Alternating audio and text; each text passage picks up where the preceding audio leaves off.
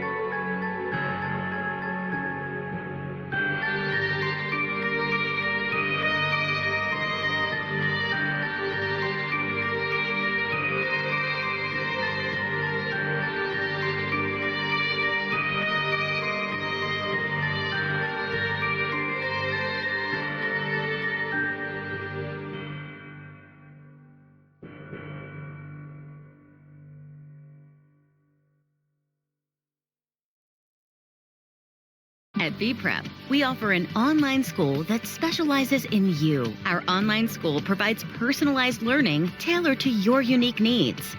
Rediscover the joy of education with VPrep, a tuition-free kindergarten through high school.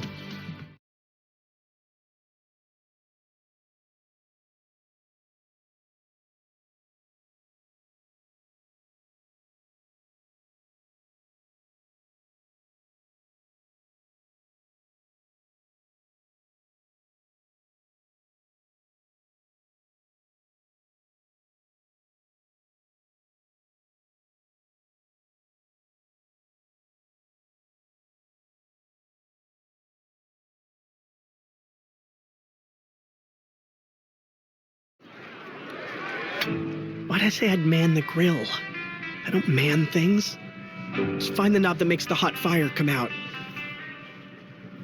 Here's the plan. I need burgers, buns. Great.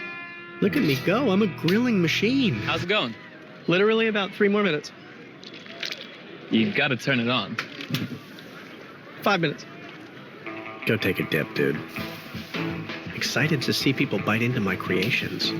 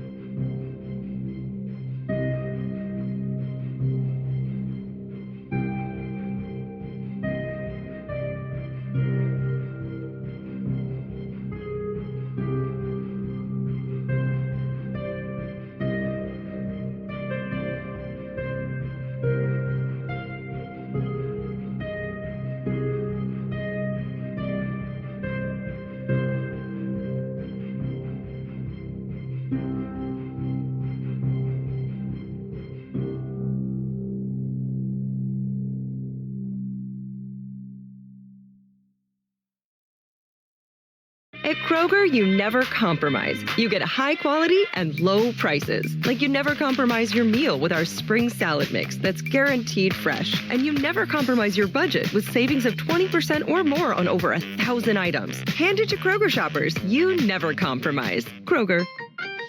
Fresh for everyone. You can save even more with lower everyday prices on over 10,000 items, now including select varieties of chicken, bacon, and cheese. Kroger, fresh for everyone. Some people just know they could save hundreds on car insurance by checking Allstate first. Like you know to check the GPS directions first, before driving to the mall. Turn right at the light. In 1,000 miles, you will reach Montreal. Not Montreal, the mall. Recalculating. 6,000 miles to Nepal. No, the mall. Checking first is smart. Recalculating. So check Allstate first for a quote that could save you hundreds. You're in good hands with Allstate. Savings vary, subject to terms, conditions, and availability. Allstate Fire and Casualty Insurance Company and affiliates, Northbrook, Illinois. Purpose doesn't just come to you. You have to search for it. Whether it's deep in a forest or high in a mountain, it could be in a conference room or aircraft hangar, All clear. or in a secure, undisclosed location. It could be just beyond wherever you are right now. With over 500 Army civilian careers to choose from, find your next level at armyciviliancareers.com.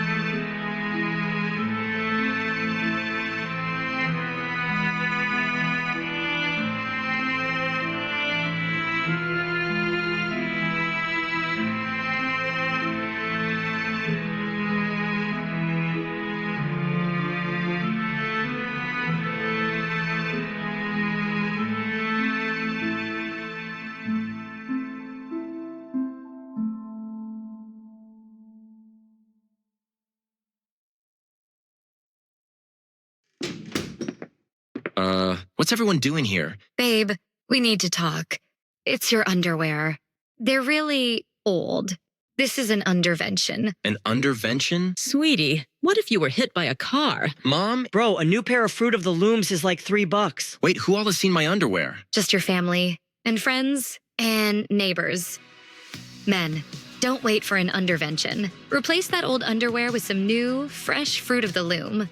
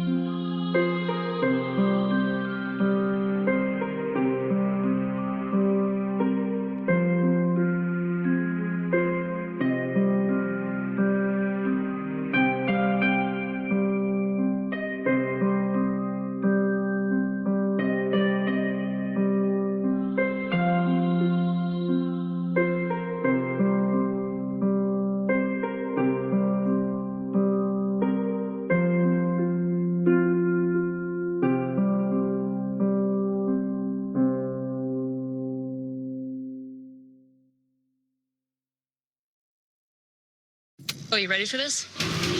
Eeny Meeny, a Hulu original, now streaming. Eeny Meeny. His casino job in just a few days. $3 million. You get right to it. From the guys who wrote Deadpool. Your boy's a liability. X. Is he though?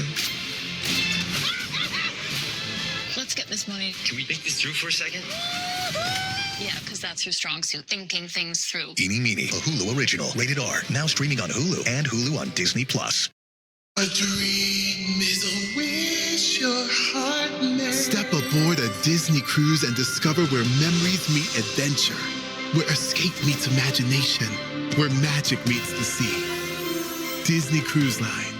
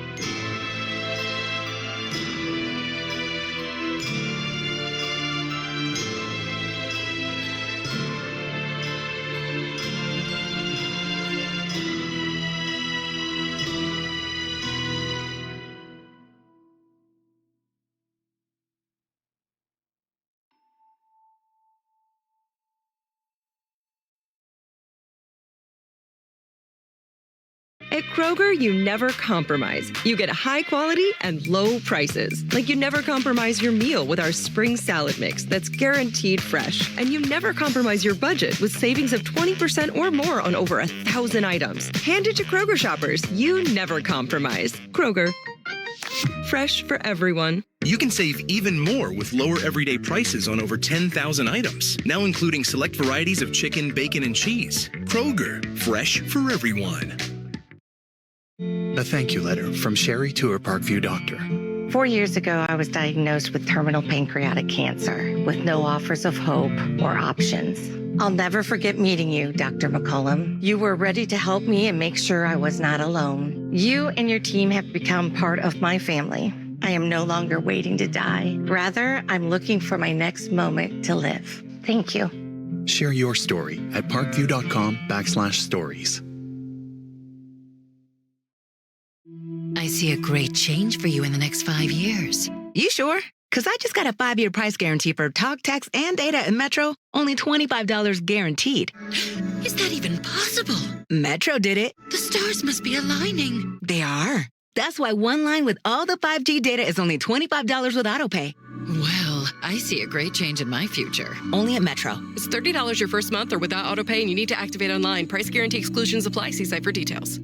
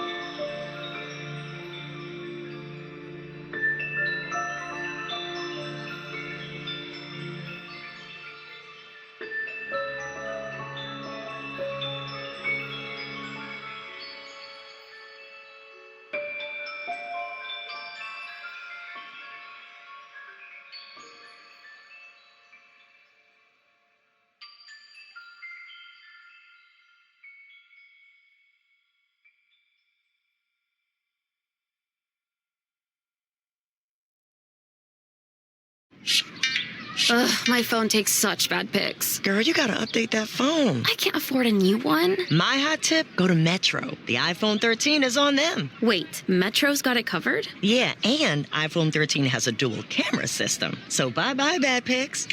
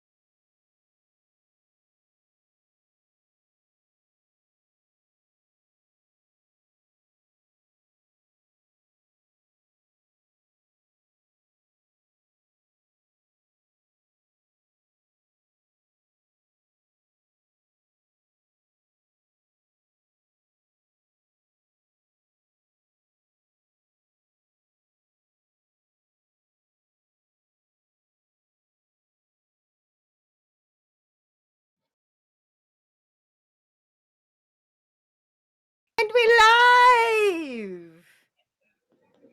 Hi! And in less than 2 minutes, we have an ad. Because of course we do. Because of course we do. Well, you know, technical difficulties. Hi, welcome, welcome, welcome.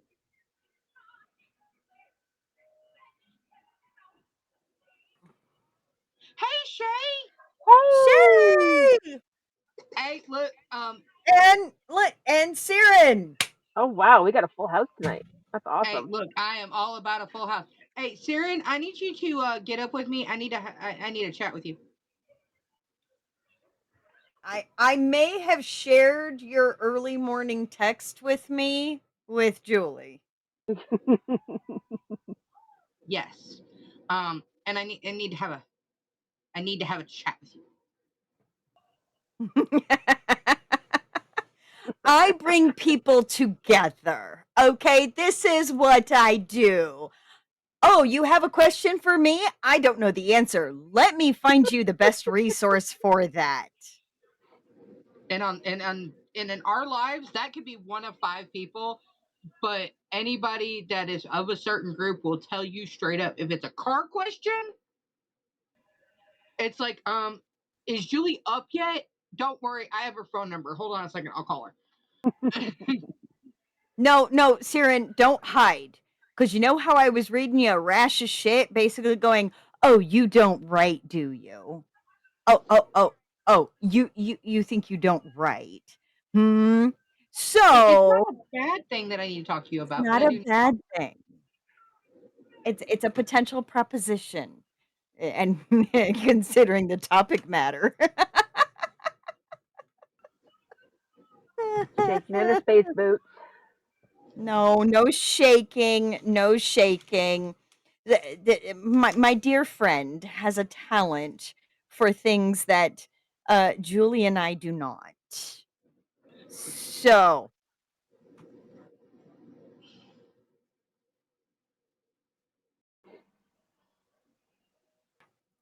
what? Why are you saying hey? Oh, hey, okay. Yes, Saren, meet Leon, our local Frenchman. Oh, hey, we got a new follower. We got a new follower. Awesome. Whoop whoop. Clip, clip, clip.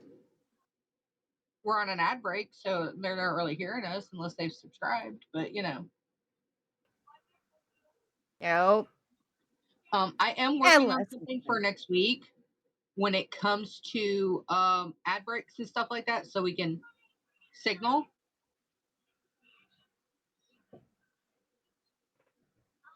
Oh, don't tease me like that, Leon. If Siren throws out a sexy New York accent at me, I might have issues. God, I love New York accents so much.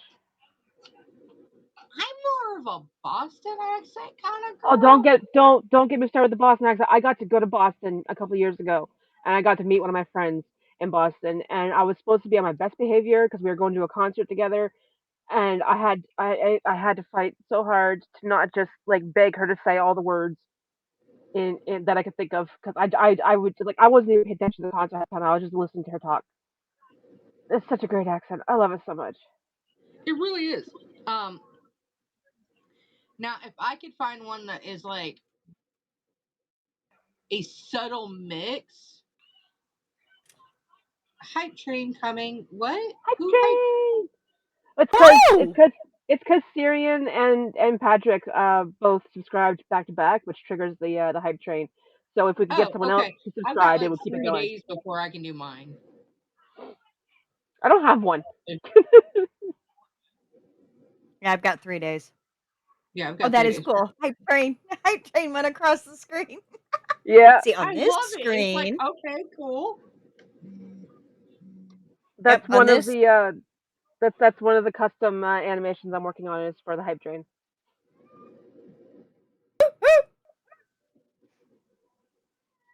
Yeah, so you got like we have 4 minutes to keep the hype train going if we had a larger crowd. to get more subscribers, and then the Yep. higher up it gets, it unlocks other things. It's great. It's fun.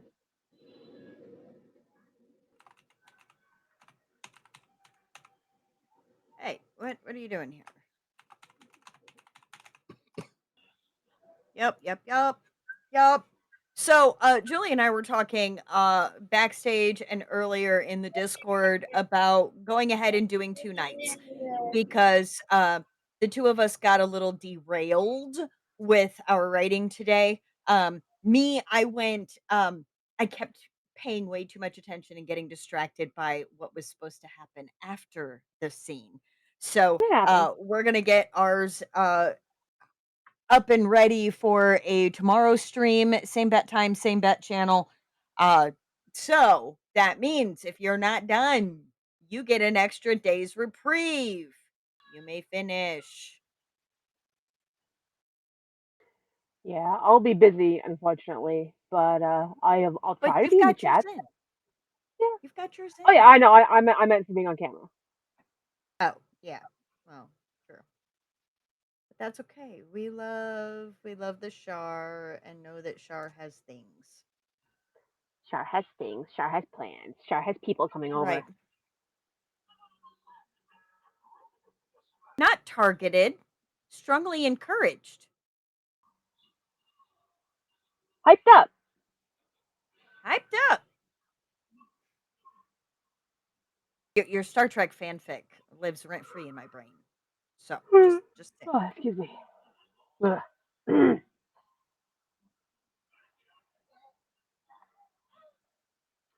All right. So as many of you know, what we do here is every Saturday night we get together and we read out these submissions of the week that came from the previous week's prompt.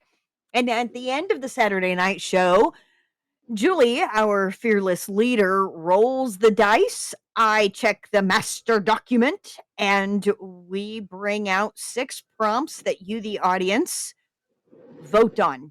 You vote on it and decide what our official prompt is for the following week. If you are a uh, sadist like Kesh, you put as many as you possibly can. If you're a sadist like PA Power, you put in as many as you can. If you're I'm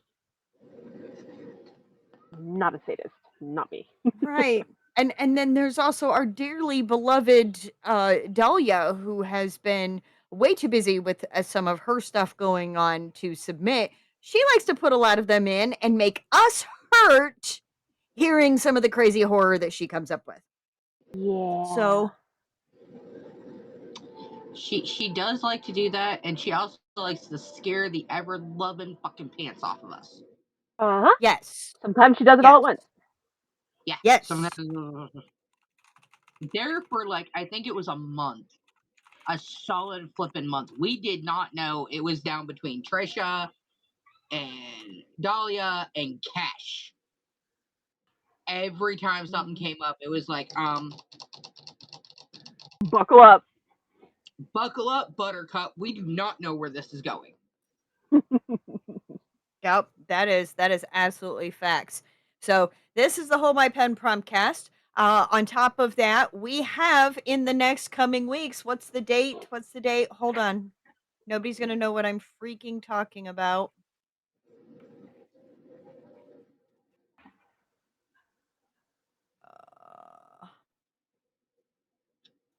Are you talking about Come on, Lexington? I am. There it is. 4 events in September. September 6th, the Lexington Legendary Book Bash in Lexington, Kentucky. Our very own Trisha Jones will be in attendance. There is a link in the event to be able to get more tickets if you're in the area. And That's so then cool. coming up in November, there's one in Alberta, Canada, where our very own SP Stavros is attending the Under the Mountain Masquerade Starfall Ball. So there will be more information coming for that one if you're in that neck of the woods. And of course, we don't have anything up there yet, but next August, Julie, Kesh, and myself will be in Indianapolis, Indiana. Well, Carmel, Indiana. It's Indianapolis. It's just outside of. We will be there for the indie book event. So we're just going places. Don't forget you can reply to the newsletter or send to Hold My Pen Promptcast any events that you are going to be at, your book releases, prompt ideas that you have. So ensure that you're signed up for it or add Hold My Pen Promptcast to your contacts. Patrick, you need to get us the information on Sinful Signings. Yes, so we can put it in there because we add the links, we add the locations, we include who is attending, and we like to put that also in the newsletter. And feel free if you come across readers and writers who are like, I wish there was a show that I could watch, hearing what people are coming up with, forward the newsletter to your friends. I'm not saying be like a drug dealer. I'm not saying that, but I would love to go to France. When will we be touring France? Probably in the next 5 to 7 millennium. years. As soon as one of us wins the lottery. Yeah, as soon as one of us wins the lottery. Yep. Or Yep, we yep, get extremely famous with at least one book. Yeah. Yep. Oh, Salem. Hi, baby. Because I got it. honestly, I'm hoping to, within the next 2 years, be going to Italy for 10 days for research purposes on book 3 of the 4 Kings for 4 Queens series. 4 queens for 4 kings. That's what I said. You said 4 kings for 4 queens. Oh, sorry. Yeah.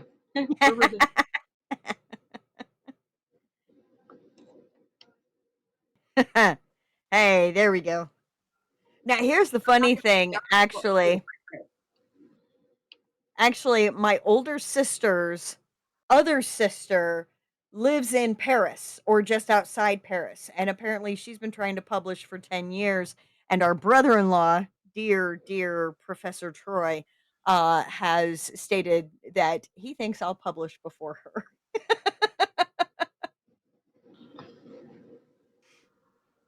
Patrick, I don't need any lip from you. Yeah, someone who, considering he just wrote out as sinful singings. Yeah. Instead of signings, you put singings. Oh, no. He's not trying to start a war. The other sister and I have never met, never spoken, never nothing. We know each other exists. So there's that, you know. No animosity, no nothing. Plus she writes more nonfiction, so we're not even competing in realms. There's no competition here. It's like it's like the Forgotten Realm. It's like one is one way, one is the other, and this is where we're at. That's enough kitty camp. There's Char. Okay. I'm done with the I'm kitty like, camp. are we going to look at the cat all night? I mean, I'll look at the cat all night, but I think the cat's I'll look at frozen the cat all already. Well, the cat's not moving, and it's only engaging for so long. Well, that's the whole thing on the backstage.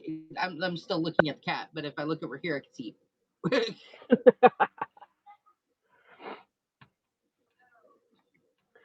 See my lovely plastic walls.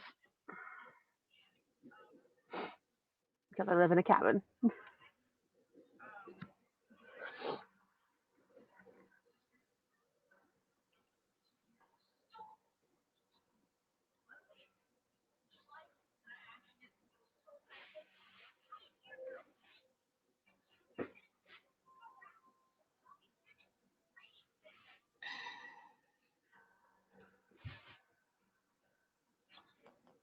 Izzy. I think Cash is just going to have to bring her stuff over there, and you're going to have to troubleshoot it. both of you double up in the same room. Problem solved.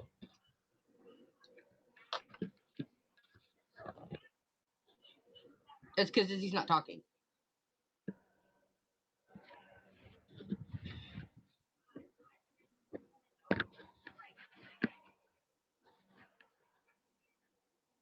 Okay, Izzy is talking, and no, we can't hear Izzy again. Damn it!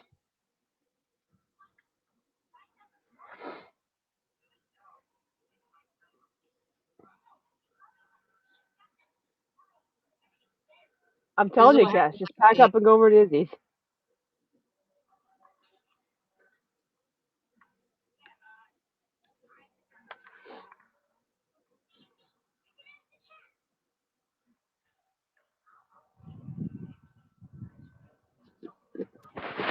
Yeah, no, it's absolutely the friend broke something in their car. The only problem is if this was a car issue, I'd be right there going, okay, this is what we got to do. But this isn't a car issue. This is a computer issue, and I'm not helpful with that. Testing 1, 2, 3. Oh, there you go. Okay, Trisha, chat. Can you hear me? Oh, I can hear me on this one. I don't know what happened.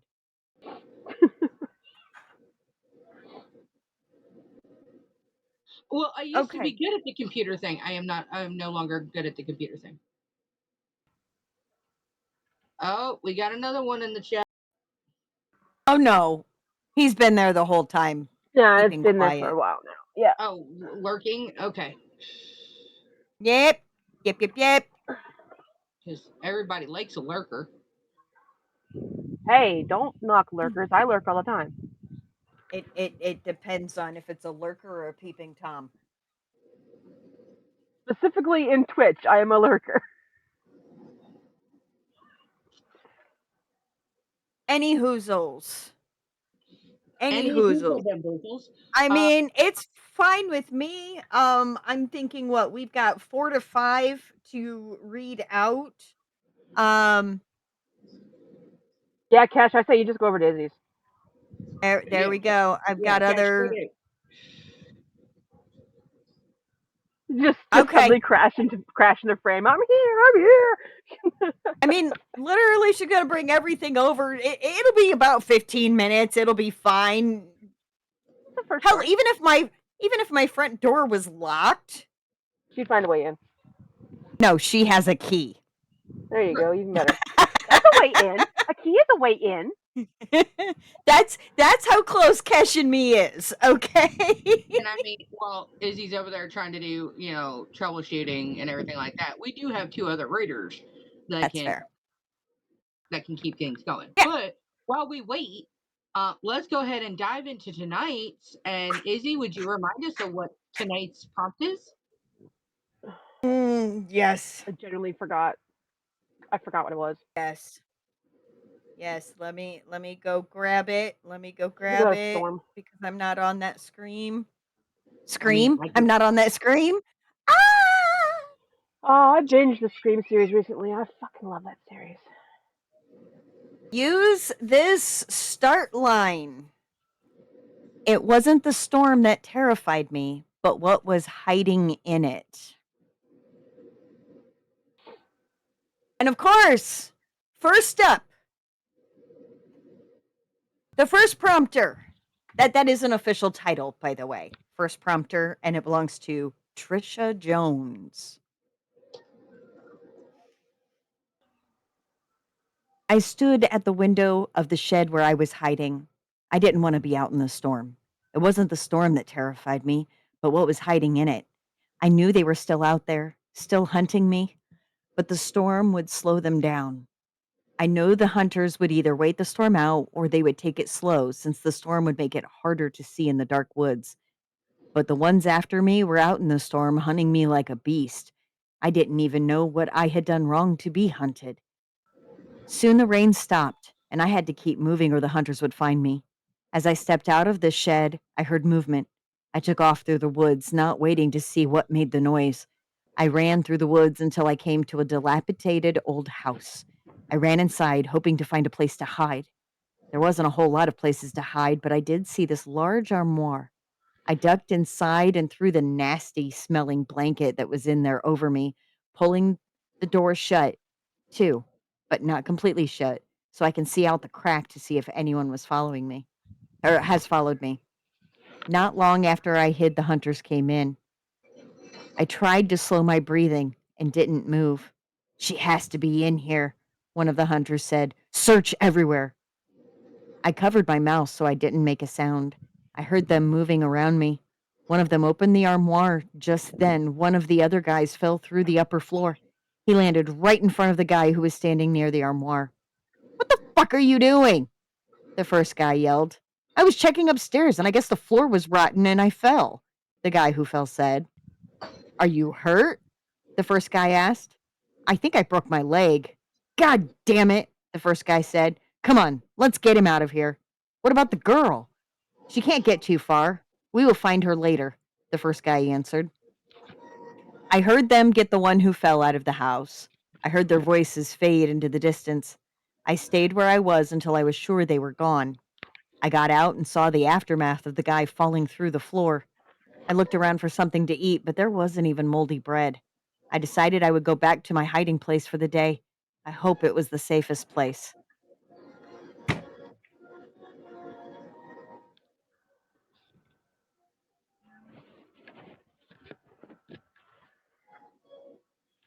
Huh.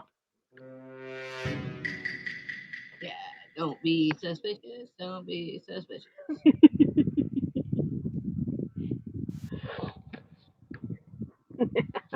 That's fucking That that's got some promise to it. I'd like to see what Trisha does with it. Why is she being hunted? Why is she being hunted? Is this a what time frame is this actually from? Your hair's rubbing against the mic. I know, I'm gonna mute myself because I'm trying to fix it. I'm sorry. You're fine.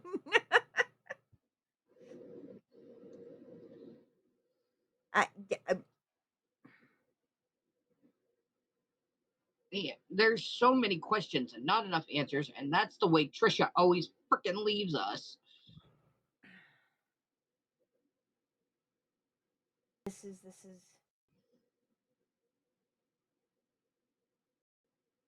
Yeah, I know. We got to look at those cooldowns. I'm gonna fix them. I keep meaning to, and I keep forgetting to because I got like 30 things on my plate. But I am going to fix them. I'm gonna do that after the show tonight. I'm gonna fix them.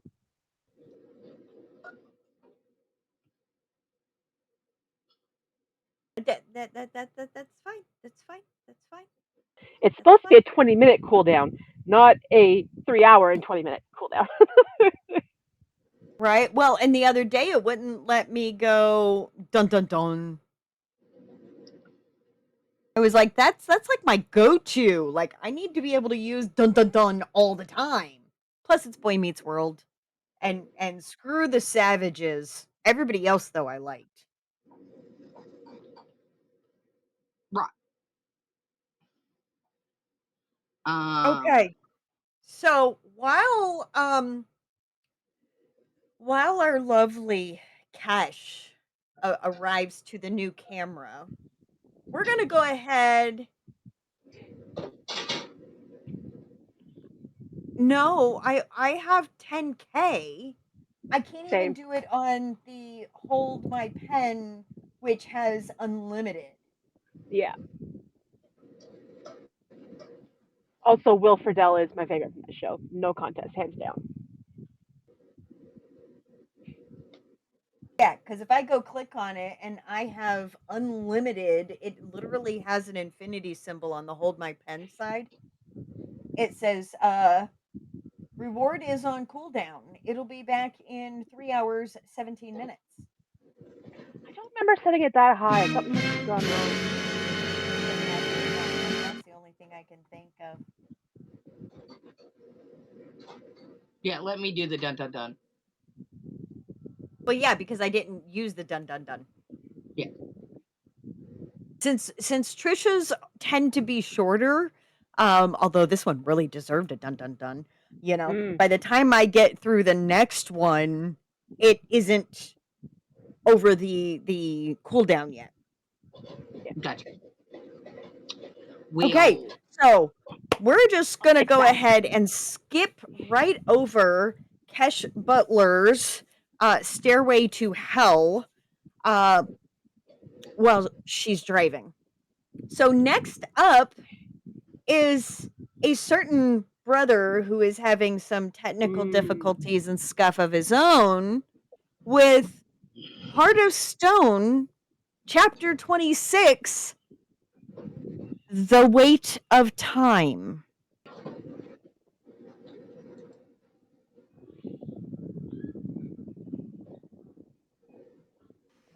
I've been forewarned, and I'm going to apologize to any native Gaelic speakers for what I am about to butcher.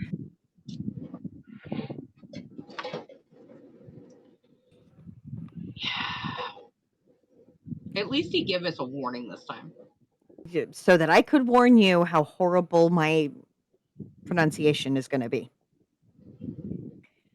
The brilliant blue ring of light from the trial shimmered and pulsed, its brilliance blinding as it collapsed inward, pulling Scott and Amanda through its arcane glow.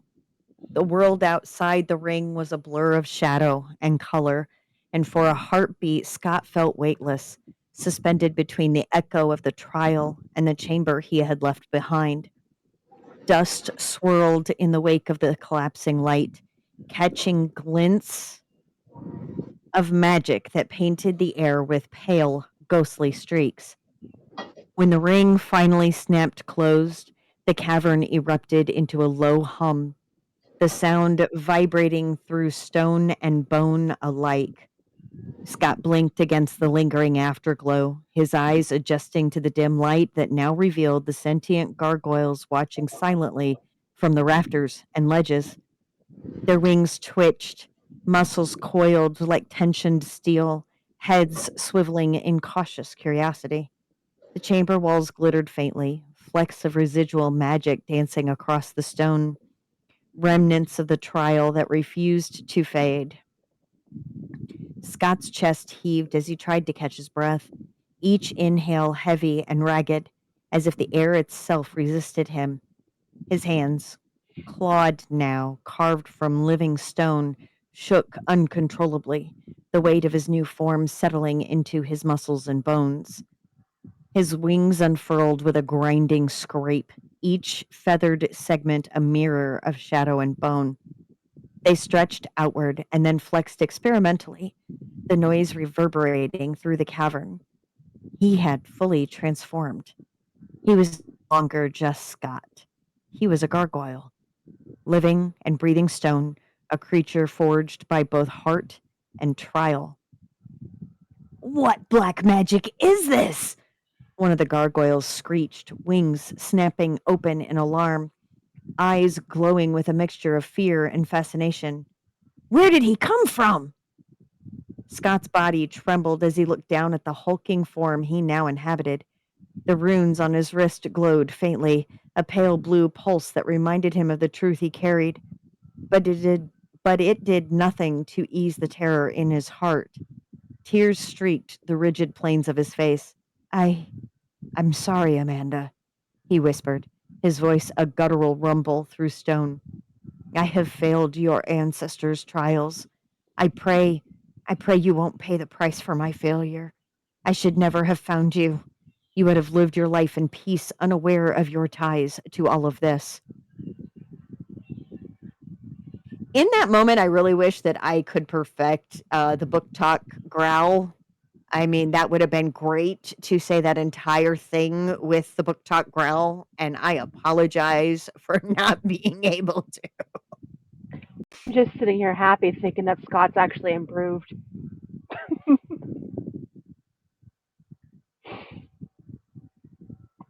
I mean, there is that. There is that. I'm not All right, ashamed to admit it. give me just a moment here. It looks like we are going to have an ad starting in a minute and a half, and I want to get some more lemonade. Mm.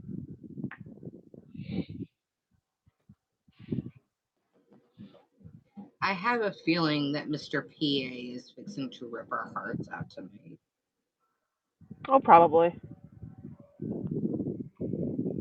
I mean, knowing Patrick the way I know Patrick, I would not put it past him. And at the same time, I would like to, why? Why do you have to do this to us?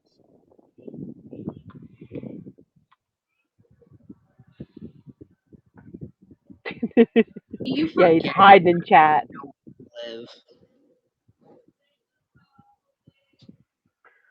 My hair just will not behave tonight.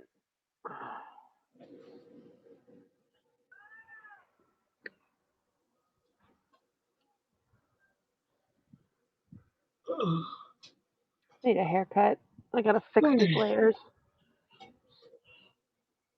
No, I had planned on doing something, very nice with my hair tonight, but I ended up literally last minute going, well, I got to get ready for the show, and then it was I'm dressed, but I need to actually put on a bra. That's how everybody knows that I'm serious about my show. I actually put on a bra for this. I mean, I got like this. This is about a year's worth of growth right here because I got this dye job last Halloween. So we're like, wait, about 2 months off of a full year's worth of growth. I need to get my layers back. I need to trim this all up. I need to either dye it back to brown or bleach it out and go color again. I have to decide. I gotta do something though, because I'm sick of this. Right. It's like it's got to do something and not what it's currently doing. Yeah, I'm tired of it. I don't like being blonde. So I need to either go back to brown or colored again.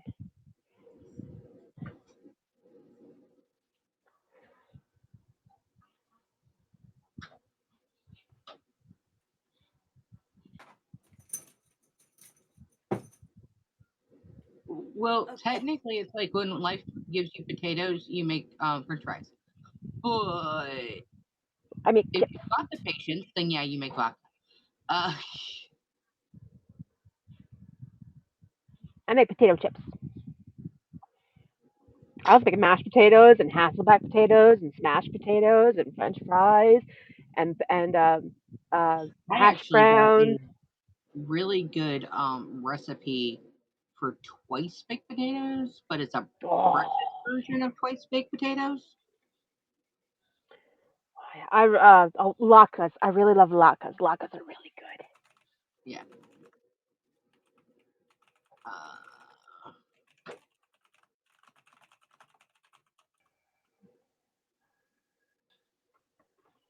I mean, I'm just saying. Well, I understand that, but that's what they call What? them is French fries. What are we saying? They're like, why do we call them French fries? I don't know why we call them French fries. They've always been called French fries. Sounds better than calling them freedom fries. No. Okay, now I have to know. Why do we call them French fries? I just call them fries. I just say I want fries. Why are French fries called French fries? Because American soldiers in World War I encountered the dish in Belgium, where French is the dominant language, and associated it with the language of the people serving it. They're not even French. They're Belgian. Technically, Belgian waffles aren't even Belgian. No, they're not. And Hawaiian pizza's not Hawaiian. It's The Canadian. name French may also refer to the French cut or julienne method of slicing, which produces uniform sticks for even cooking. While the exact origin of the dish is debated between France and Belgium, the American term stuck, leading to the widespread name we use today. I just call them fries. I call them yum sticks. However, it goes even further than that. Yay for Miss Google Queen here. In the United States, the term French fry was alluded to when in 1802, Thomas Jefferson requested potatoes served in the French manner to accompany a White House meal. By 1856, the term French fried potatoes was being used in print, first and most notably in an E. Warren cookbook. Huh. So apparently, Thomas Jefferson, with his obsession with France, Yeah. he liked the way the French served them in a sliced julienne cut style and fried. So in the French manner would be French fried potatoes, and there you go. So Yeah, I just call them fries, and then we have different kinds of fries because we have potato fries, but then we also have chicken fries, and then we have apple fries, and then we have poutine fries, and then we have ice cream fries. So yeah, there's the apple fries are really good. It's literally just strips of apple pie, but in the shape of of fries. So it's like apple sticks. It's great. No, It's no, no. great. You said ice cream fries. Well, what the fuck is an ice Yeah, cream fry? it's deep fried ice cream, but in the shape of a stick. So it's ice cream fries. Okay, I learned something new today. We're good.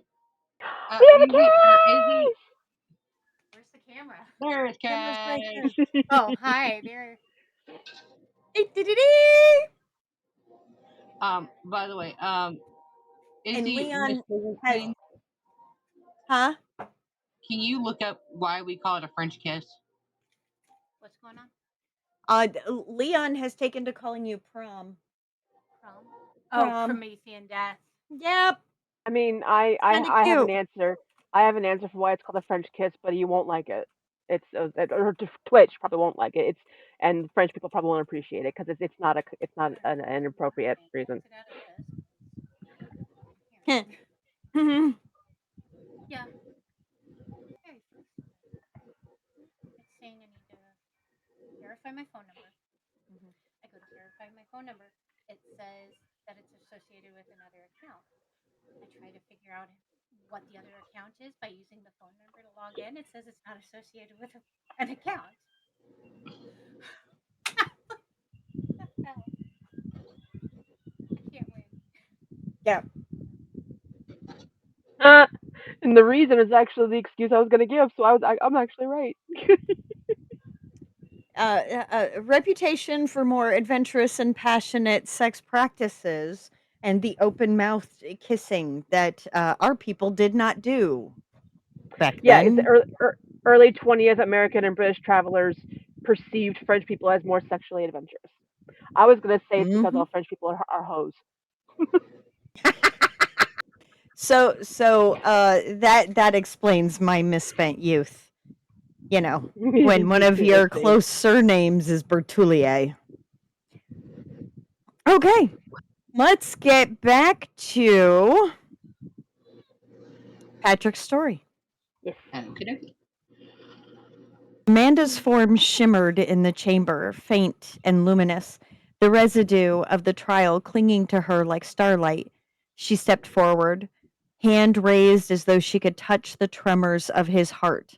But then, she said softly, her voice threading through the cavernous chamber, I would have never found my family's past. I would never have found my connections. I would never have found you. Scott lifted his gaze, eyes wet with tears, glinting like molten glass in the dim light. How could I ever ask you to love me when I am now a monster? Amanda's smile was gentle but firm. But there's hope. I passed all my trials from Amelia. Scott shook his massive head, wings folding slightly in anguish. No, Amanda, it's too late. I thought I passed, but I must have failed. No, you did not fail. Amanda's voice was warm and kind. I swear it's the truth. The truth may set you free. A deep voice rasped from the shadows, but time will condemn you. Scott froze, His father stepped forward, shadowed and imposing, yet his eyes betrayed a deep, painful regret. Dad! Scott's voice cracked, disbelief echoing in the chamber. Son, his father said slowly, voice low, carrying years of unspoken sorrow. I never wanted this for you, but here you are. I don't understand, Scott murmured, chest heaving. We both passed our trials. But time ran out, his father said, the weight of the words pressing down like a physical force. What do you mean?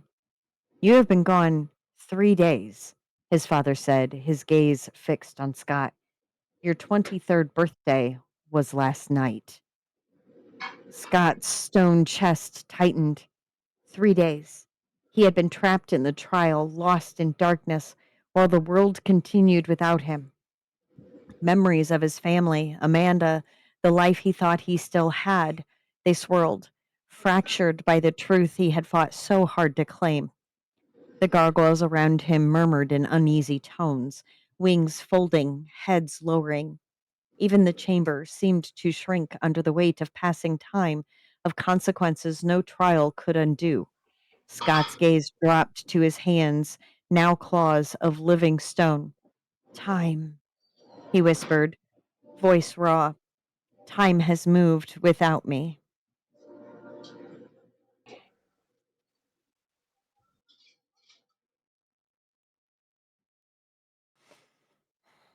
Amanda reached out, shimmering fingers brushing against his stony cheek. Then we face it together, she said softly. Whatever this world, whatever trials, we face it. You are not alone. Scott's shoulders slumped slightly, stone wings twitching as though testing the limits of his new form. He looked at Amanda, at the human warmth she carried even here in the magic of the trial, and felt the first spark of hope amidst the despair. But the chamber still pulsed. The rune on his wrist throbbed with relentless truth, and the echo of lost time rang louder than any heartbeat. He was a gargoyle. He had survived the trial of heart, and yet the world outside had not waited. Scott flexed his clawed fingers, the stone cool beneath his skin.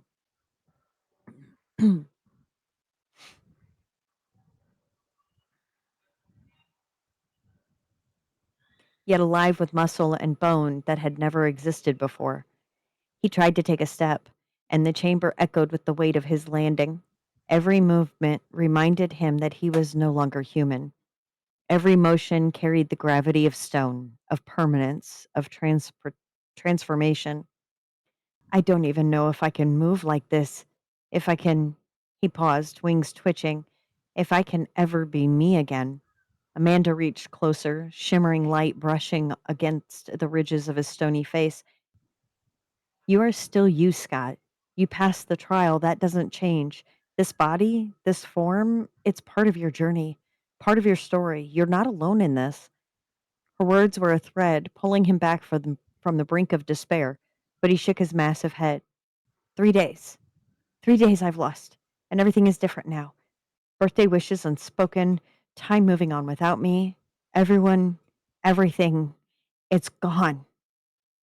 His father stepped closer, heavy footsteps reverberating in the chamber. Son, the world doesn't wait. That is the truth of life.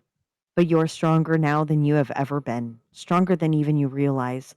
The trial, it has changed you, yes, but not destroyed you. Not yet. Scott lowered his head, letting the weight of the stress down on him, feeling as if the world itself had shifted. I don't know how to be this, how to protect Amanda like this. I feel like a monster in every sense.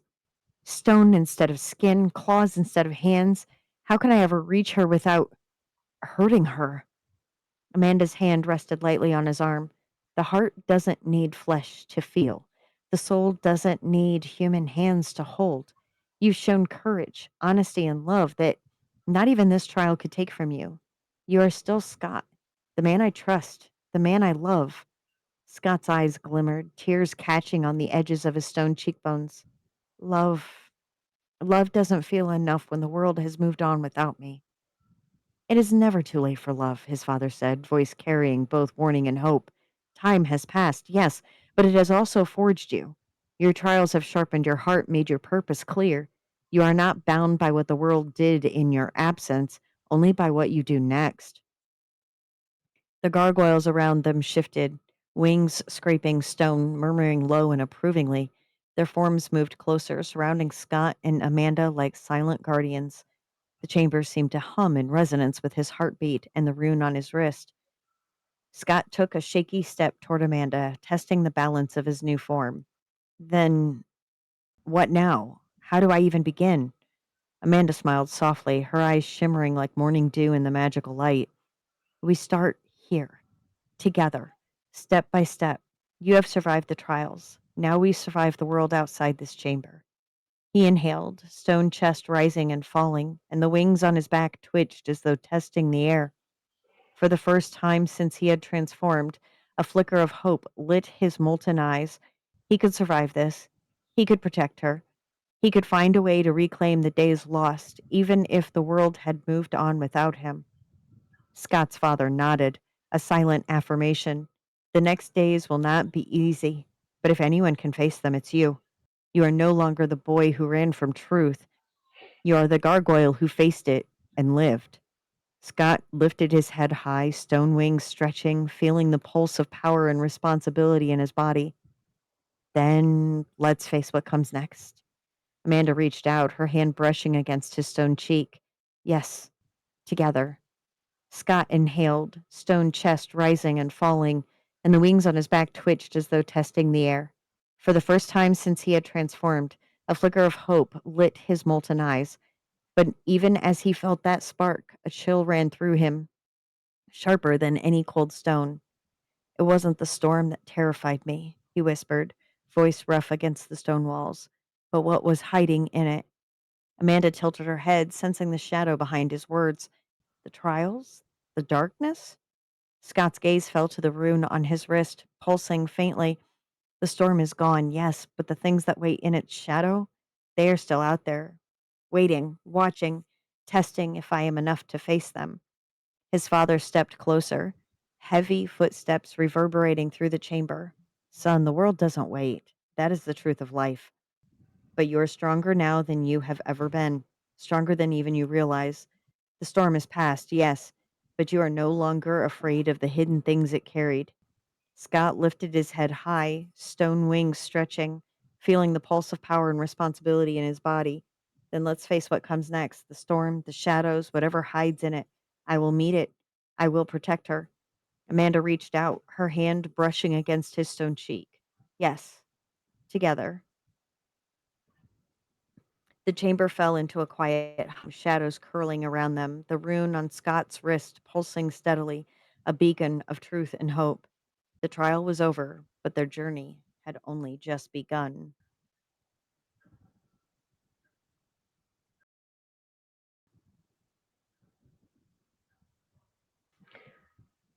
I I know Izzy's very emotional right now, and I know that Patrick worked very hard to tug at our hearts, but I'm just sitting here with my monster loving ass, just happy as a pig in shit. I'm sorry. I think he's better. There were quite a bit of redundancies toward the end. The first draft. And it is the first draft, and he did say he had tried to get this uh about right. So I mean, it's Yeah. a lot that can still be finagled. Um, but at this particular point,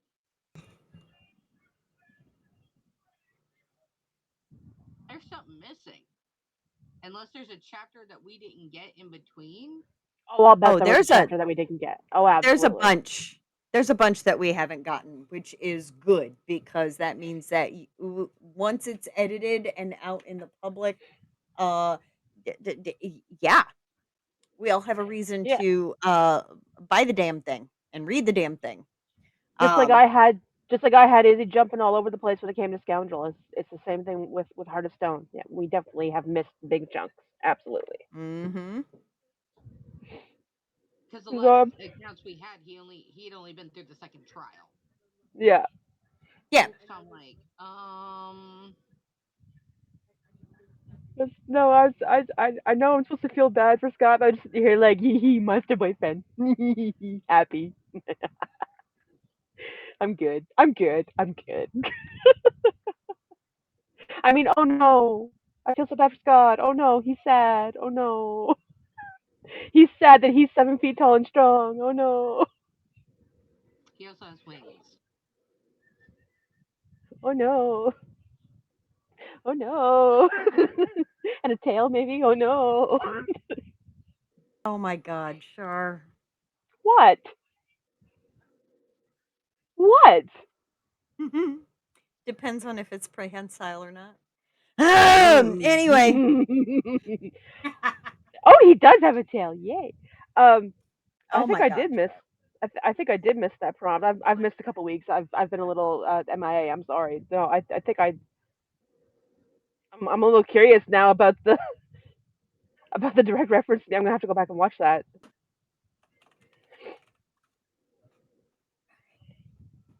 I'm gonna get closer. I think about Goliath on a monthly basis. I promise you.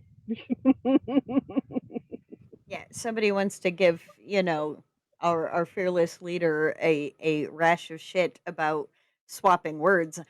I'm going to give a massive rash of shit to somebody who keeps misspelling things in the comments. And you know what? You know what? I am totally fine with people telling me, "Hey, look, you reordered that and everything like that." But it's still the fact that I'm like, I've said that fucking thing 1,000, hundred You have thousand. you have said it correctly 100,000 times. You saying it wrong just tells us just how rough of a week that you have had. Yeah, You are right. fine. It's muscle You memory at are this fine. point. I'm not being quiet. I'm being No, no, it's not that. Uh, why is it not letting me? mess with my volume. Yeah. I'm naturally quiet on here because Izzy has my volume turned like all the way down. No, I turned it down even more because we were getting feedback from your mic. So give me just a second. Oh, okay. Because I have a strong voice. That's just saying that I'm loud. Just say I'm loud. There we go. Yeah, I'm loud too.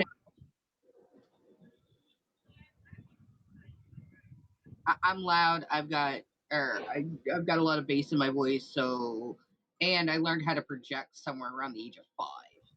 So yeah, as much as I've tried to be quiet and try to like tone it down, the bass just carries.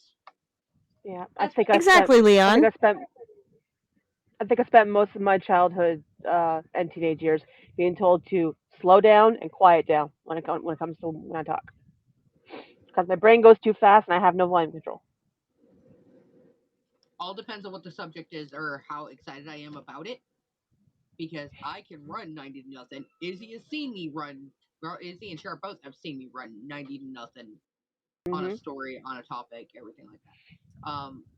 Red behind you. So Kesh was asking, why is her hair so red on my camera? And I'm sitting here looking directly behind her at this reddish blonde wood that is back here, and I'm like, she's really blending because it. of it's But down here against my blue top and my yeah, pasty ass because pale skin. it's catching this and adjusting color correcting. Oh, on the camera.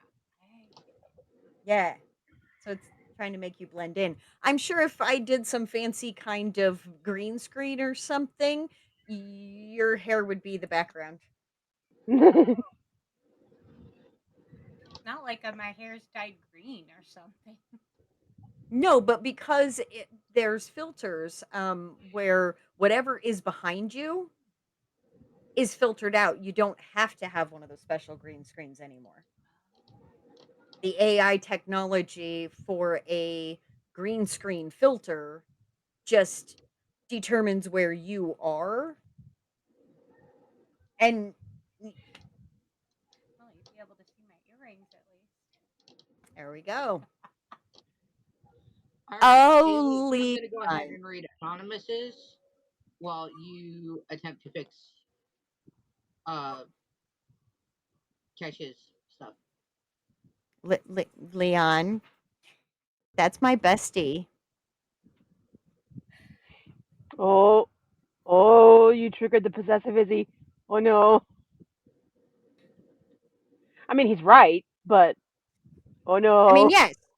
yes, he's absolutely right. Less about possessiveness and more about protectiveness. Mm-hmm.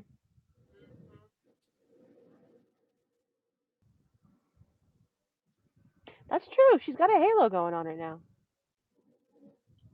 I can't tell if it's like a halo from the light above her, or if it's like the light bouncing off, and that's just where the crown of her head is. That makes it look like she's got a halo.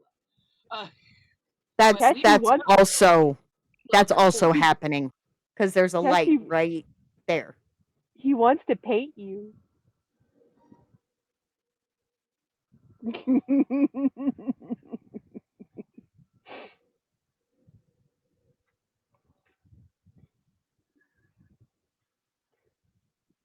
Anyway, okay. Anywho, moving we on. got an ad. We got an ad in 5 minutes. Okay, we got an ad in 5 minutes. Well, this is a short one. I should be able to read it out in 5 minutes. Okay, this is from Anonymous. And if I'm not mistaken, this is from, yeah, Marked by the Dawn. And chapter 17, Shackled Fire. The heavy iron door of the holding cells shut behind them with a grinding echo. The air outside tasted cleaner, but the stink of blood and burnt flesh clung to Clary's skin like a second layer. The torches lining the corridors hissed, their smoke curling like accusing fingers that refused to let her go. Anthony's hand slipped into hers, firm and unyielding, pulling her close as they moved through the hallway in silence. His gaze never left hers, burning, claiming, hungry. He didn't speak, but the press of his hand was command enough mine. The time they reached, but by the time they reached the stairs, he didn't ask. He simply swept her into his arms. Clary gasped, startling by the suddenness, but her body folded against him without resistance. She wanted to protest, to say she could walk on her own, but her tongue felt heavy, her mind unspooling by exhaustion. Upstairs, the bathroom filled with steam as he turned on the shower, water cascading down, hissing against the tiles like fire meeting ice. He stripped her slowly, reverently, his hands tracing every streak of grime, every faint red smear still clinging to her skin. She shivered, not from the cold, but from the way he was looking at her. You are mine, he murmured, his voice rough against her ear. No blood, no ghost, no bastard will take you from me. His mouth claimed hers before she could answer. The kiss was punishing, desperate, a reminder and a vow all at once. Under the hot spray, his hands roamed with purpose. His body pressed hers against the cold tile. She gasped as the water soaked through her hair, streaming down between them. mixing with the heat from their desire. Anonymous, I'm gonna hurt you.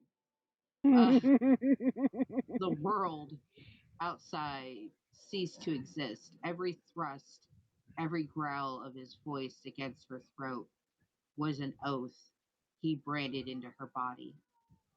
He claimed her over and over, not just to sate himself, but to burn away the darkness clinging to her. When it was done, he carried her to bed as if she was something fragile, laying her down gently onto the sheets. His lips brushed her temple as her eyelids fluttered shut, exhaustion dragging her under. For a time, the room was still, but then Clary began to toss, the sheets twisting around her legs. Her lips moved, broken whispers spilling in fragments, pleas, names, and curses. Her brow furrowed, a single tear slipping free. Anthony's chest tightened. He brushed his thumb across her damp cheek. "Oh, my sweet Clary," he whispered, voice aching. "You crossed the line tonight, but it was needed. The blood on your hands, the fear you brought, it will keep us alive. I pray to the moon goddess. She keeps you from torturing yourself for it." His wolf stirred, pacing hard in his head, claws scraping at the walls of his control. "What is bothering you?" Anthony asked inwardly. The wolf snarled restless purr.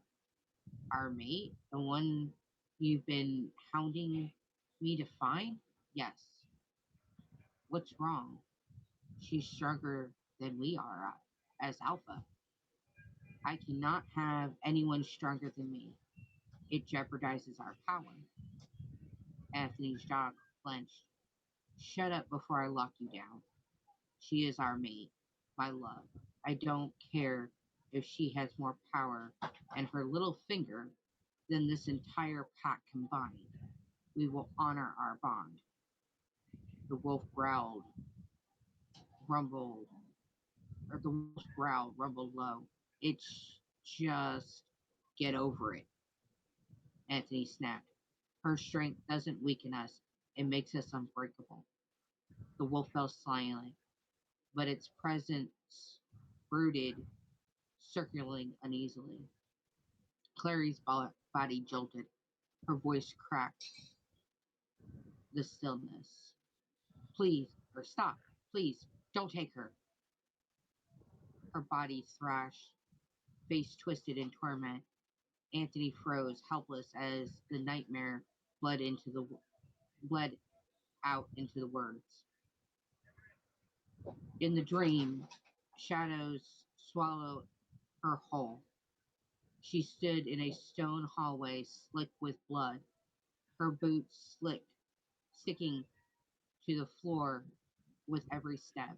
The air was damp and metallic, dripping somewhere unseen. At the end of the corridor was a cell, and inside, her sister, pale, silent. Her lips moved soundlessly, like she was calling Clary's name, but no sound would come out. Reaver was there too, leaning in the corner. His grin was now a ruin of blood and teeth. Even tongueless, his laugh carried through the darkness, wet, gurgling, taunting. He raised his hands to point, not at Clary, not at her sister, but past them. A figure emerged from the darkness, broad shoulders, a presence that filled the hall. His face stayed hidden, but when he spoke, the voice was velvet over steel. "Victor," Clary whispered. Through the dream, Clary hadn't been told his name. Somehow she just knew it. Reaver's fingers dragged slowly across his throat. His bloody grin widened. The sound of his laugh rose, echoing until the walls themselves seemed to shake. Her sister's lips formed the same soundless word over and over again. Run, run, run. Clary gasped, awake, and the sobs tearing through her chest. Her eyes were wild, unfocused, until Anthony's arms came around her, pulling her tight against him. What's wrong? His voice was softer than she had heard. No alpha command, just a man desperate to soothe her. She buried her face in his chest, trembling. Raver, he was laughing, even broken, even tongueless. He wasn't afraid. He knew something. He knows Victor. He knows where my sister is. That smile, that gesture, it wasn't just for the guard. Anthony, it was for me. He was mocking me, warning me. Anthony tipped Anthony tipped up her chin, forcing her gaze to his. Reaver's nothing but a rabid dog. His laughter means nothing. Clary saw it in his eye. Clary saw it in his eyes, but didn't believe that, not fully. She shook her head, tears spilling hot down her cheeks. No, he's not broken. Not yet. And that's what terrifies me. Anthony pulled her tighter against him, but nothing could shake the chill crawling through her veins. It wasn't the storm that terrified me, but what was hiding within it.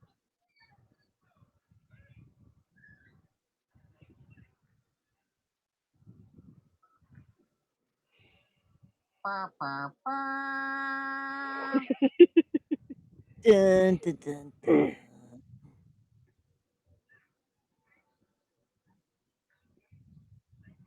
A lot Am I of emotional giving stuff. feedback? Take that, A little bit. depression! Is It has faint? been. No, there's since you've stopped using the headphones, there's been any kind of noise in the background. If little man's got the TV on and he has it up a little bit too loud, so it's room sound Ambience. that The pops ambience. through ambiance. Yeah. So with you not having a good headphone that also has a mic and can double and function right now, Yeah, just me and the phone. That's fine. it's fine. It's fine. It's fine. It's fine. No, we've had some really emotional stuff tonight. I do know that while we were warned about Anonymous tonight, and I'm kind of glad that that's not where that went, I'm still to the point where I'm like, wiffle ball bat. Yeah, I saw the comment. It was like cut for content. I'm like, man, I wonder what they cut. I wonder what was that. Oh, that's what they cut. That's what they cut. That's what they cut. Yes, Julie recently got her hair re-dyed and went a lighter shade this time to go back darker. Yes, my stylist will do various shades of real pigment red, and to go back to a darker red. Because you can't just dye my hair. The particular shade of dishwater blonde I am, you can't just dye my hair the exact same way every time. It messes with the final product of pigment. So it goes light, light, and then it goes dark, and then goes light, light, and then goes dark. So yeah, it just happens. I wish my stylist wasn't 2 hours away. I need to get this blonde out of my hair.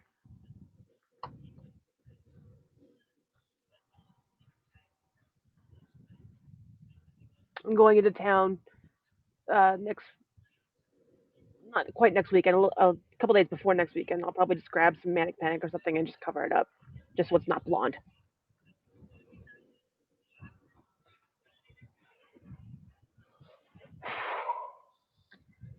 Yeah. Yay, more about our mafia werewolf people. Yes, and I'm Mm-hmm. interested to see where that one's gonna go. Mm. And let's face it, Anonymous has thought about it, and it has been a discussion between me and Anonymous for a minute of when they are going to Reveal themselves? yes. And they're like, well, closer to the end of the story. And I'm sitting there like, so when it goes to get published, that's when you're gonna. Yeah. I mean, that's what I would do it. So yeah, lots of fun, lots of fun. Okay, so We have an ad in 20 seconds. yeah, we haven't had 20 minutes. Whew.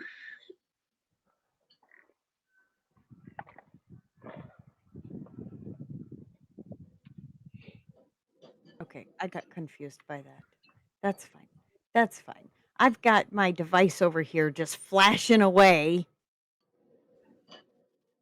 I'm becoming more and more hard of hearing, so Oh, I every time that I get some kind of notification, my alarm goes off, whatever, I have the flashlight flash because the light in combination with the sound will wake me up, get my attention. It's been going crazy over here, flashing on the wall, and I'm like, "Who the fuck? Y'all know that I am otherwise occupado on a Saturday night." And yet, my shit's going nuts. Oh yeah, that's normal. Yeah, I could do not disturb. However, I forget to turn it back on, and then the kids freak out because they can't get a hold of me. oh, it's the littles that are doing it. Got it. So what you do is you filter it that they can get through. I always fuck those settings up. I may be relatively technologically advanced, however. Did we get further into, or did we get Ketch's issue? No, Cash's issue is Still issuing. still issuing. We're going to yeah, Where are my somehow I scissors? muted it. What the hell? I didn't want to mute PA power. No. No, no, no, no, no. How do I unmute? The My hell? scissors are downstairs. I don't Let want me to go just downstairs. there we go.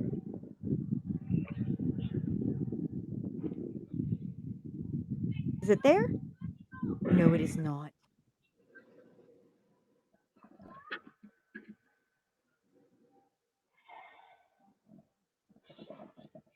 I'm just causing all sorts of problems on the back end. We're good. We're good. We're good. You're. Did you see what Leon said? Oh no, my scissors are right here. Sweet. Yeah, I answered it and I said, okay, yeah, I saw that Leon said that my computer is struggling and it's been struggling for weeks. So That would be at my house. and then Fortnite. Yeah, nobody plays Fortnite here or at Julie's. They do at Kesh's house though. And Minecraft.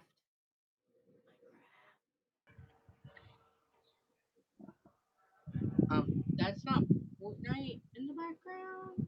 No, it's not. That is the game though, or that is a movie though. So I will go. Fixing to just cut this blonde right out of my hair at this point. God damn it.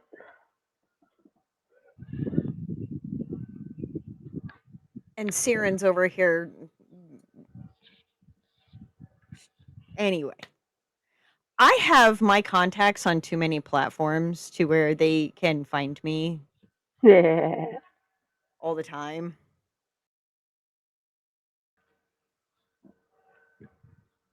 All right.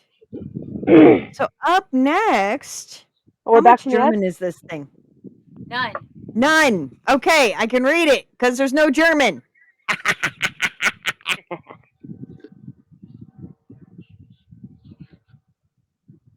Well, good. Because I had to switch to this one because the one you gave me is overheating and acting up and I can't do lots of different things on it. So yes, come be my tech support. Man, why can't someone give me a computer? I want to start streaming 'Cause, properly. you know, I've got my bestie here who lives 10 minutes away from me and could just drop in like, and then my tech support is technically in the freaking comments. The only problem is that my mechanic lives 7.5 hours away. I found a pale replacement, but they're a pair of very nice gentlemen. And, I called him up and said, "Hey, is so and so there?" And he goes, no, he's out this week." And I'm sitting here thinking to myself, well, 2 weeks ago, the other guy was out for a week. What the hell? I start talking to him about all the issues. He goes, "Oh, that must have been the week I was gone." I go, "Oh, you're so and so." He goes, "So you've heard of me." I'm like, I swear to God, I was flirting with both of these guys over the phone and they've never even seen me. This is just the way I am. I won't lie. When you said that they pale in comparison, I thought you meant skin color. I'm like, why are you concerned if they're these because you don't want them to be in the sun for too long? I don't understand. I don't understand. And they're like, oh no, wait, pale's a comparison. Oh no, I'm being dumb. See, I this is why love I you. gotta get rid of the blonde. It's infecting me. I gotta get rid of it. As someone who was born blonde, yeah, knock that shit off. You're giving us a bad name.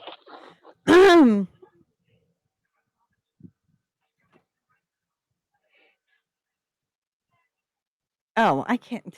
You know what I really should do is get a desktop up and running that would be honestly the better thing. But I Yeah, do have no, a laptop dock. I'm saving up for a proper gaming tower because I need to be able to roll my husband through the water, and I can't do that on a laptop. I need a desktop. I had to think for a minute because I'm sitting here going, Char's not married. Who has she said is her husband? Oh, our lovely Nathan Drake. Drake. Nathan Drake. Our lovely Drake. Yeah. Okay. So,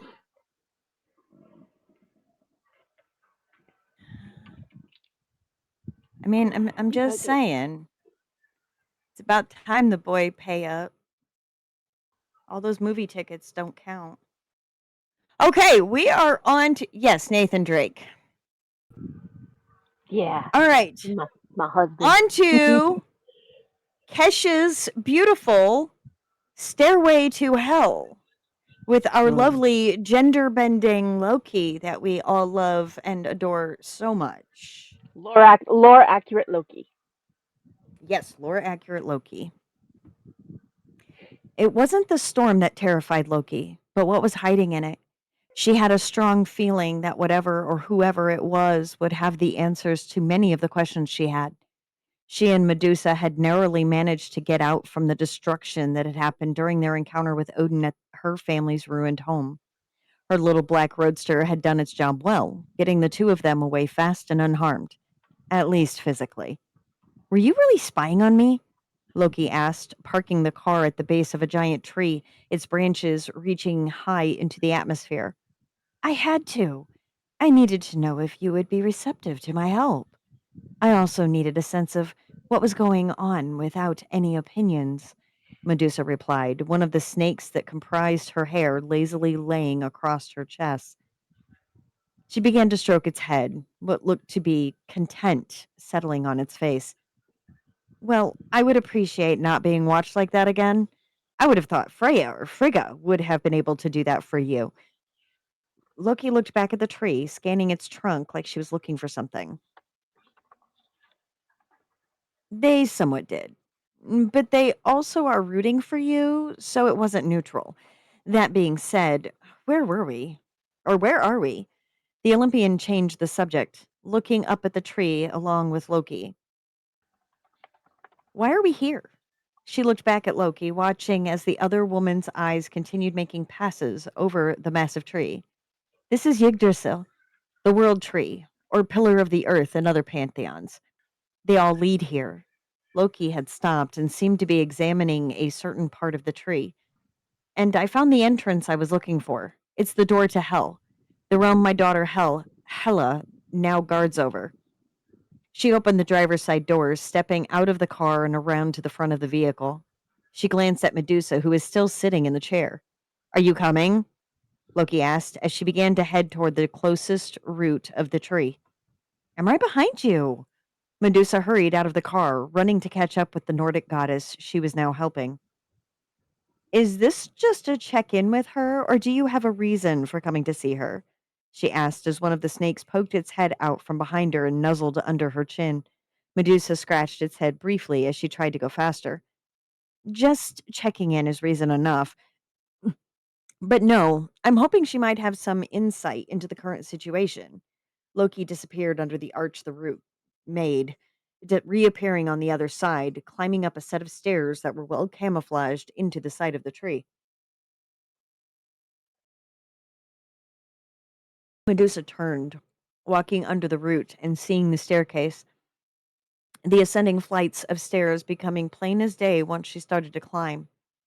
After a few minutes, she was able to catch up with Loki, hanging back just a few steps behind her and following the other woman's lead. Stay close to me, or you will get lost trying to find the door, she cautioned, taking a right turn at the landing they had come to. How bad could it be? I only see two, maybe three sets of stairs. She followed behind, another of the snakes snuggling her neck. She scratched its head, then gently pushed it back behind her shoulder.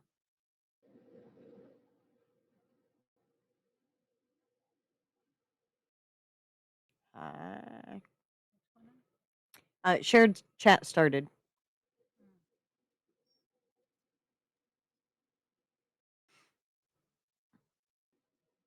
Okay. I don't know what happened to Shar. Yeah.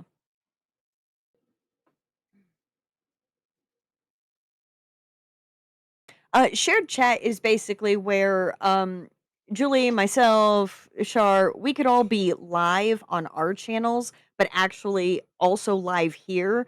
And our individual chatters and the Hold My Pen Promptcast chatters can all be listed in the same chat space. I've been doing some researching. Okay. Back to the story. Try over 1,000,000 flights of stairs all over the face of Yggdrasil, all leading to different realms, parts of the world, and other places in the universe. Loki looked around as if she were trying to get her bearings after getting lost. You've got to be kidding. How is it possible there are that many? Her voice was filled with disbelief, not being able to see any other stairs other than the ones they were currently climbing. No, and they're there. They are well hidden from view. This is a place of deception and sleight of hand. You will see something as one thing, and then the next minute it's gone. But there's a nice statue for your garden instead. The look that crossed Loki's face as she stopped and turned around to look at the progress they had made. Deciding she was satisfied, she continued on in the direction she had been going. How do you even know where everything is? Everything looks all the same, she emphasized, wanting Loki to see her skepticism. I wouldn't question it. The squirrels that dwell in the tree are smart and don't take well to people speaking ill of the being that gives them food and shelter, she cautioned Medusa, her head moving as though she were watching something above them. Trying to keep your eye on the door? She followed, trying to keep up. Loki, even though they were about the same height, had a longer stride than she did, making it difficult at times to maintain the same pace. Hardly. The staircase leads directly to the door. There are no more landings from here to there. No, I am keeping an eye on a particularly nasty squirrel who is known to harass people taking the stairs. The explanation wasn't what Medusa had expected or what she wanted to hear. Any squirrels that had the bravery to try and attack them might have to tangle with the snakes on her head and become a snack for whoever the fastest was. Yes, yes, yes, yes, yes. Snakes eat squirrels. Snakes eat squirrels. No squirrels. Ew, squirrels. Evil. I love squirrels. Have you been attacked by multiple squirrels over the course of your lifetime? No, but when I was growing up, I was convinced every single squirrel was the exact same one, and I named him Grossis. And I would burst into tears when I saw a dead one on the road. So Mom had to find a living one to quickly convince me Grossis was alive, so I'd stop crying. No, I missed what he said. Well, one of the middle spawn's nicknames is Squirrel. So is my former work brother, Josh. And you know what? I don't care. I have been attacked multiple times over the course of the last 45 years by multiple squirrels, and they all can go suck a nut. They can be very mean. I will agree with that.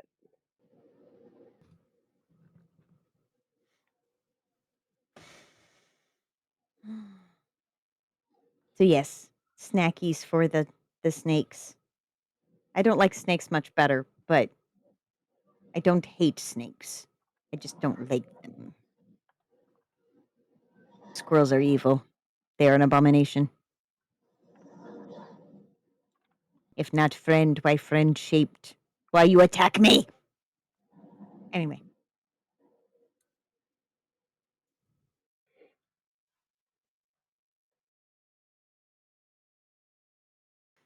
Okay. They walked upwards in silence, following the twists and turns the path of stairs made. Every so often, Medusa or Loki would see a flash of black and ginger red out of the corner of an eye. Moving to try and catch a glimpse of the animal following them. Unless this is a provost squirrel. Provost squirrels are immune and exempt from my anger. Just an FYI. Provost squirrels are an exception to the squirrel hate rule. A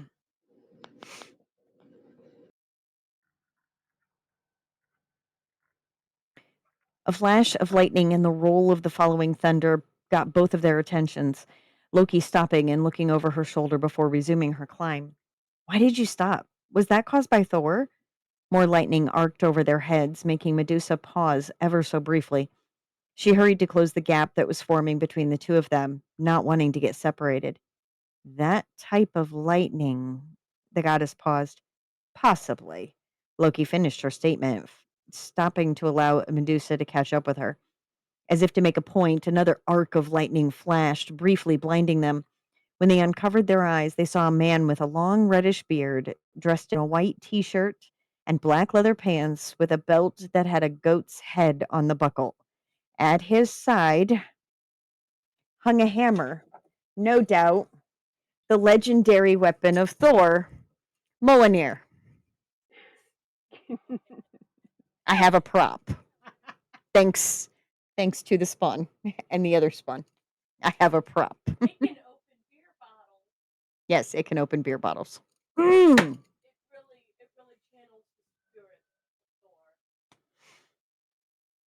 Loki, you came back! The man greeted her. His tone sounded genuine, excited to see her. But Medusa knew better from his interaction with the other woman earlier that day. Of course I came back. This is where one of my children is, and you are in my way. She began to continue up the stairs, but Thor grabbed the railing, his arm blocking her way. We have a conversation we never finished this morning. His other arm reached around her, grabbing the rail on her other side, boxing her in against the banister with his body.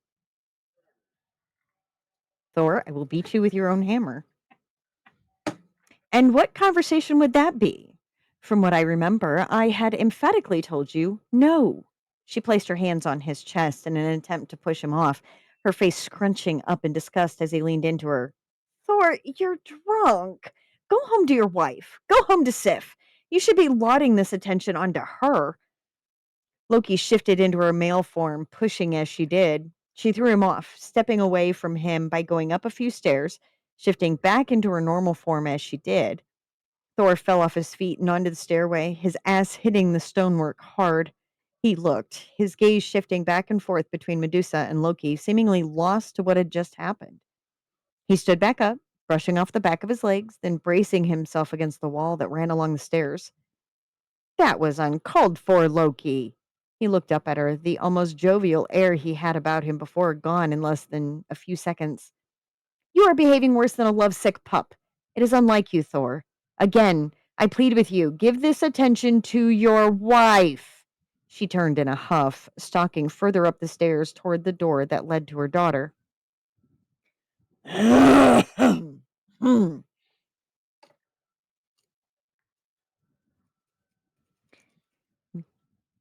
Medusa skirted around Thor, one of the snakes peering at him while she passed. He locked eyes with the animal. I am destined to slay a serpent. Pray that it's not you, Gorgon. He removed his hammer from his belt, leveling at Medusa and her snakes as she passed him. She had gotten a little ways away from him, and he called out to her. And Medusa, I would also keep your nose out of business that doesn't concern you. I have something that belongs to you, and it would be a shame if I gave it to one of the Cirruses to bind you. His hand was outstretched, one of the scales from her hairline in the center of his palm. She looked up at Loki, who had also stopped to look down at what he had found. You wouldn't dare, Thor. You would be in breach of the Pantheon's charter if you did.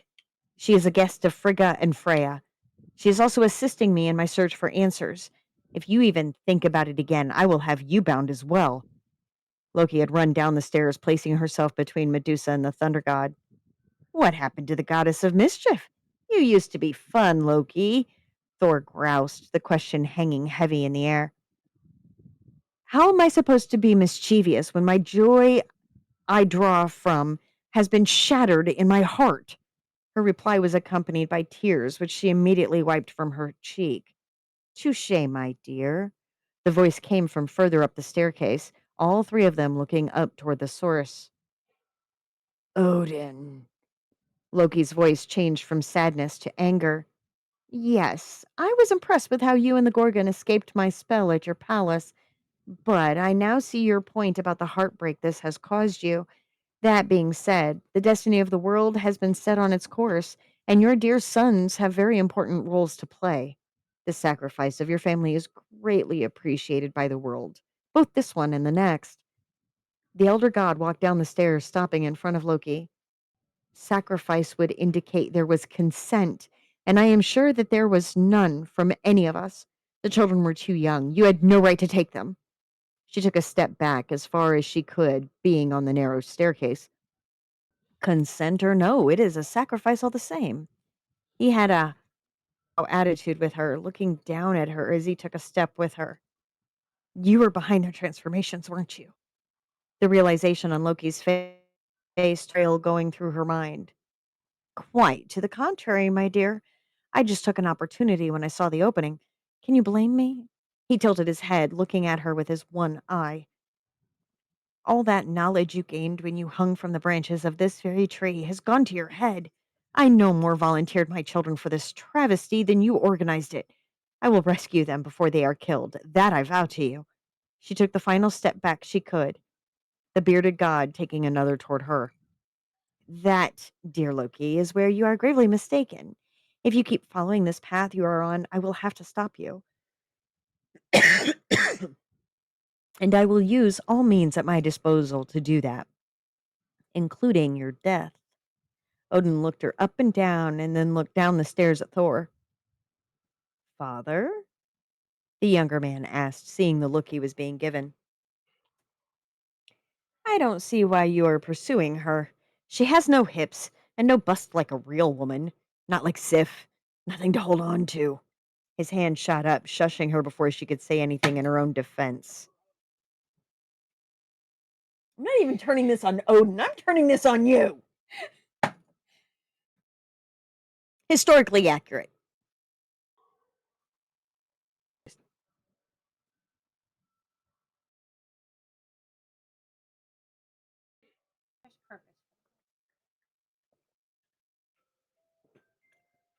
Promise.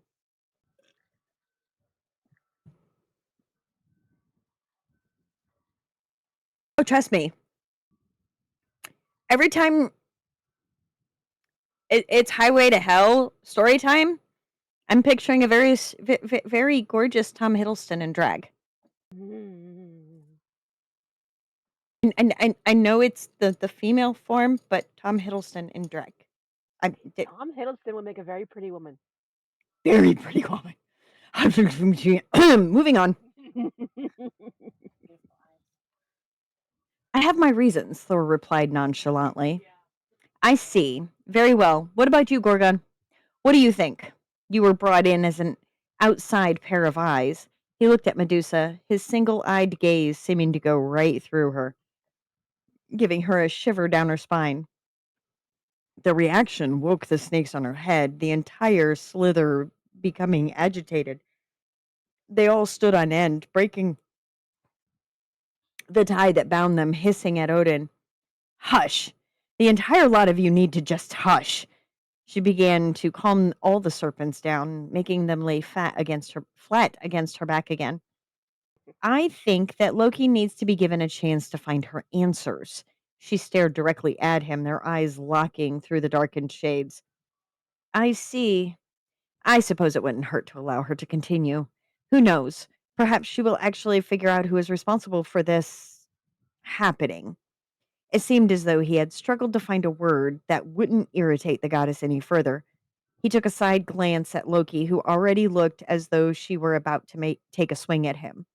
Very well, Loki. Go on your quest and see what answers you find for yourself. Maybe it will make you more agreeable overall.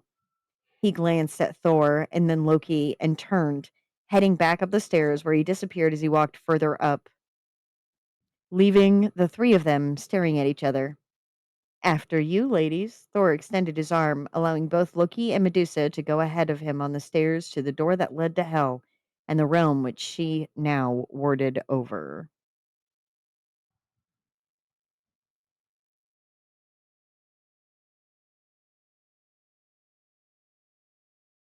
I didn't get to finish it where I wanted to go. Hello, boys. I had to cut it off because I ran out of time. You're fine.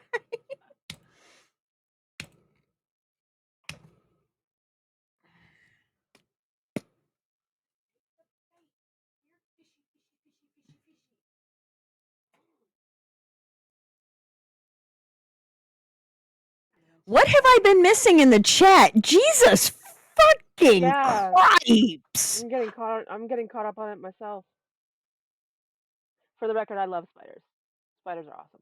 But Izzy is a big no for spiders. Yes, Izzy is a big no for spiders.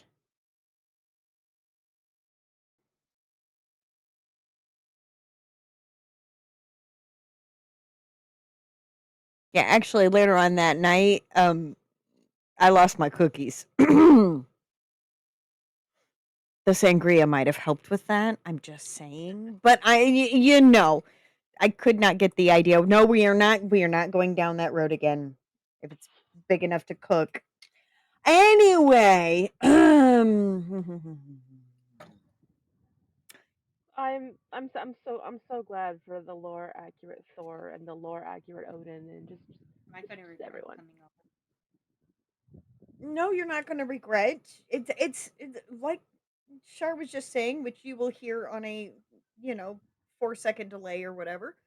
It is accurate lore and it's not the bastardization that Marvel, although they have provided us with this lovely eye candy of all Yeah, like genders.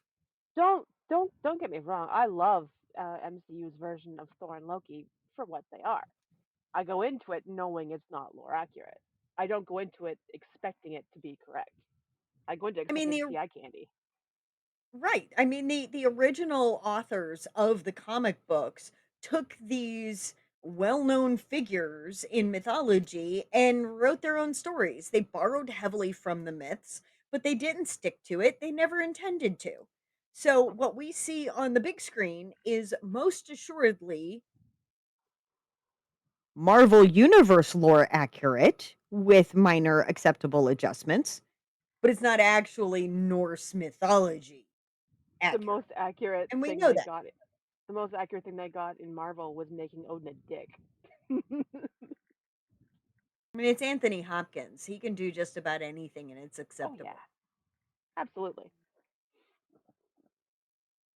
All right, ad starts in 1 minute, and we have Shar left.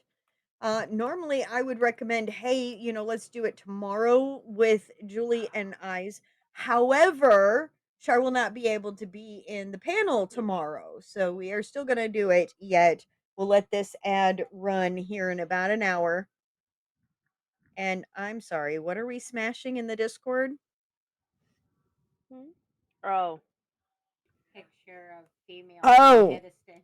oh my God. yeah, yeah, yeah. It's in the Discord.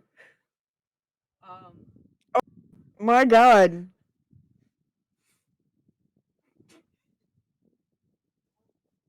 How is it that K Knight and I have similar tastes? This is disturbing on so many levels.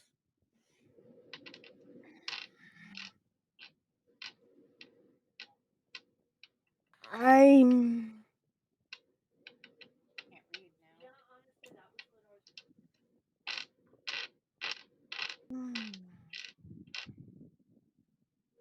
which actually, you know what? And I realize that that's like totally, an AI adjustment, but it's, but It's a very accurate AI adjustment.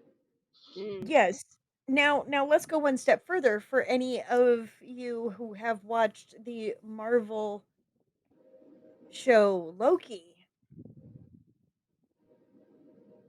It's disturbingly similar to the woman they have playing Sylvie, the female Loki. I didn't like It Sylvie. has it has compository visual similarities. Yeah, like don't get me wrong, she absolutely looked the part. She very much looked like a female Loki, absolutely. And I don't hold it against the actress whatsoever. She did a great job. Just the character itself, I didn't like. Although I think it's an unfair judgment because I went into Loki expecting to get a buddy cop sitcom esque thing where it's Mobius and Loki hunting down other Lokis. I went into that expecting that, and that lasted all of 2 episodes, and then they part ways, and it deviates into a completely different plot line. So I enjoyed Loki, but it was very much not what I was expecting when I went into it. So I I'm not a fair liked judge. seeing all the different versions that they came up with Yeah, of Loki. Doing that with all the variants, that was yeah. great. Alligator Loki forever. Nope, nope. Alligator Loki forever is not happening. Wasn't it a crocodile? Same Is difference. is no, not same difference. Is that the error that you were getting? Yes, that's the number I'm getting. That's the error I'm getting. But Okay. then when I try to figure out like recover the account, It says it no says such there's account. no such account associated with that number. That's all right. We have found the customer support form. Kesh will look into that later. Okay, what do we got? There we go. There we go. Why did it tell me that there are new things when I've already okay. What's the ever? Okay, ad break ends in just under 30 seconds.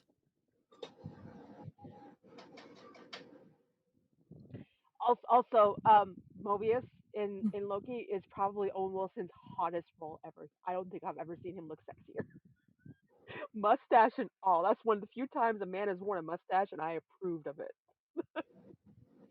I'm sorry. The only ones that I am okay with wearing just a mustache, honestly, honestly, Stacy Keach, Tom Selleck and Sam Elliott. Those are the only stashes that are allowed in Hollywood. And Period. Normally I would agree with you, but then I saw Mobius. I saw Owen Wilson as Mobius. I'm like, you know what? I You mean, get a pass. You get a Johnny pass. Depp really did pull off the mustache. Did he ever do just a mustache? Or I always thought he had like a little bit of stuff down here No, too. it was No, he did. in Blow. He did the mustache, he did a beard, he did a goatee, Yeah. but the most famous one was the handlebar mustache. That man can pull off anything. I'm like, technically, no. Personally, for him, Oh, hi, Star. I think he looks better with the goatee Same. than anything. But back to Babyface, it's really hard Yeah. I actually, to yeah, I recognize agree. him. It's very jarring seeing Johnny Depp with no facial hair. I agree. That's very jarring. And Aries is one of Aries' favorite movies is Crybaby. Oh. So Okay, but he's really pretty in that though, so it works. oh no, I'm not saying there's anything wrong with him in that Yeah. movie. I It's just the fact that when you've seen him in the older stuff and then you go back and watch Yeah. the younger stuff, like I still have a problem watching him in Nightmare on Elm Street, but that is mostly because it does not look like him. He's a baby. He's like 19. He is so baby in that one. It's like because it was one of his very first films. Yeah. I think for me, it's the longer his hair is, the more facial hair he needs. Like when it's the short hair, when it's the grease or slick back hair, he looks great clean shaven. But once he gets like chin length and longer, I think he needs facial hair to kind of like balance it out. Um, I agree. I agree with that very much so. Um, because something's got to balance it out. Yeah. There has to be the balance there. Otherwise, it It's makes his kind of face like look when he too long. played. He does. He has and as he's gotten older and his face is thinned out, Yeah. um, the elongated face is more prominent. It's like if you go back and watch the early films with him, he still has that baby face, but he still has the round, chubby baby face. Yeah. Um, and now it's the no. He It's needs like the the facial older hair he's now. gotten, the more thinned out his face has gotten, and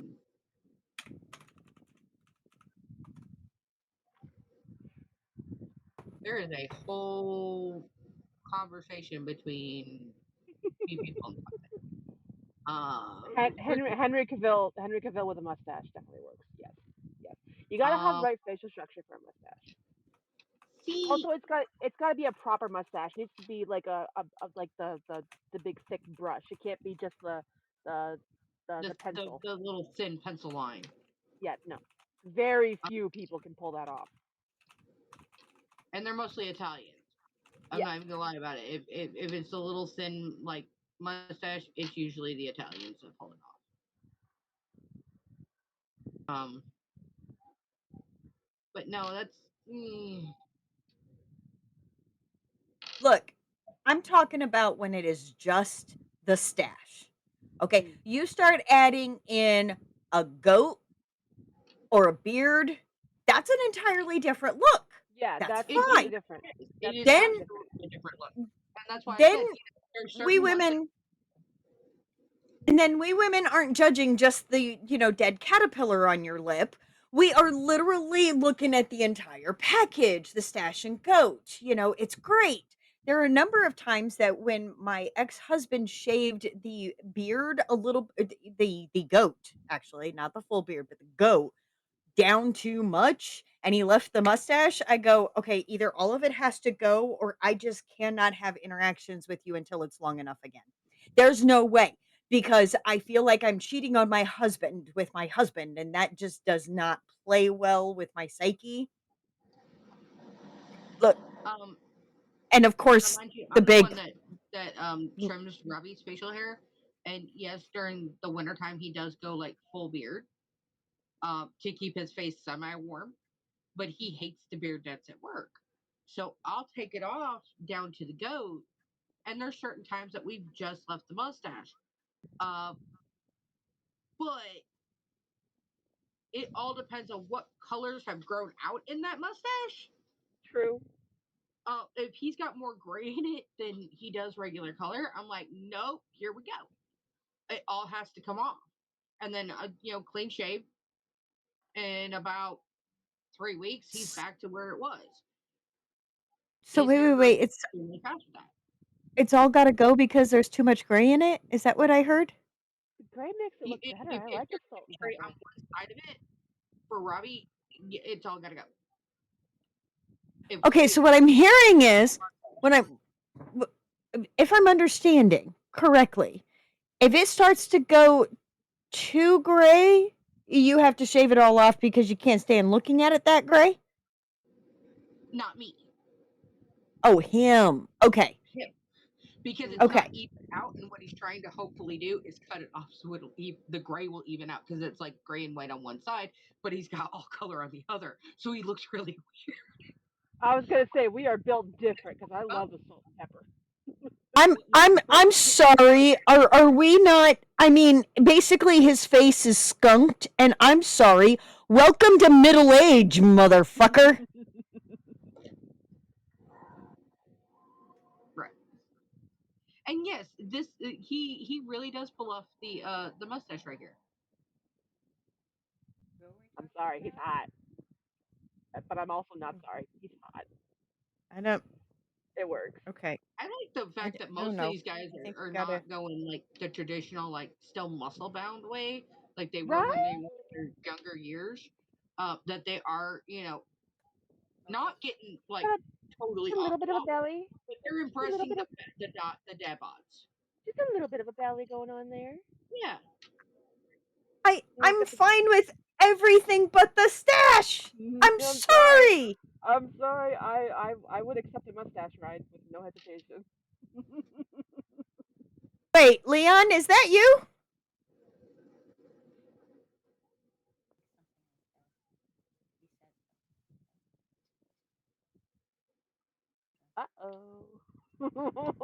We have a confirmed picture Okay. of the rat. It's not. Okay. It's not. Okay. He was just referring to the style of facial hair. Yeah. Okay. I was just curious. Just curious. Anyway, let's move on to Moving on. Char's. Now there is a trigger warning. The kind of trigger warning that Dahlia did not give us on her very first submission, which she really should have. Dismembered body parts. It's very brief. It's very brief. It'll be fine. Very brief. I It'll just be put it in fine. there just in case. It was just little just in case. Yep. All right. So of course it's called Red. This was like a fever dream that I spat out in like an hour and a half in panic. So I can't guarantee the quality. Is Siren still here?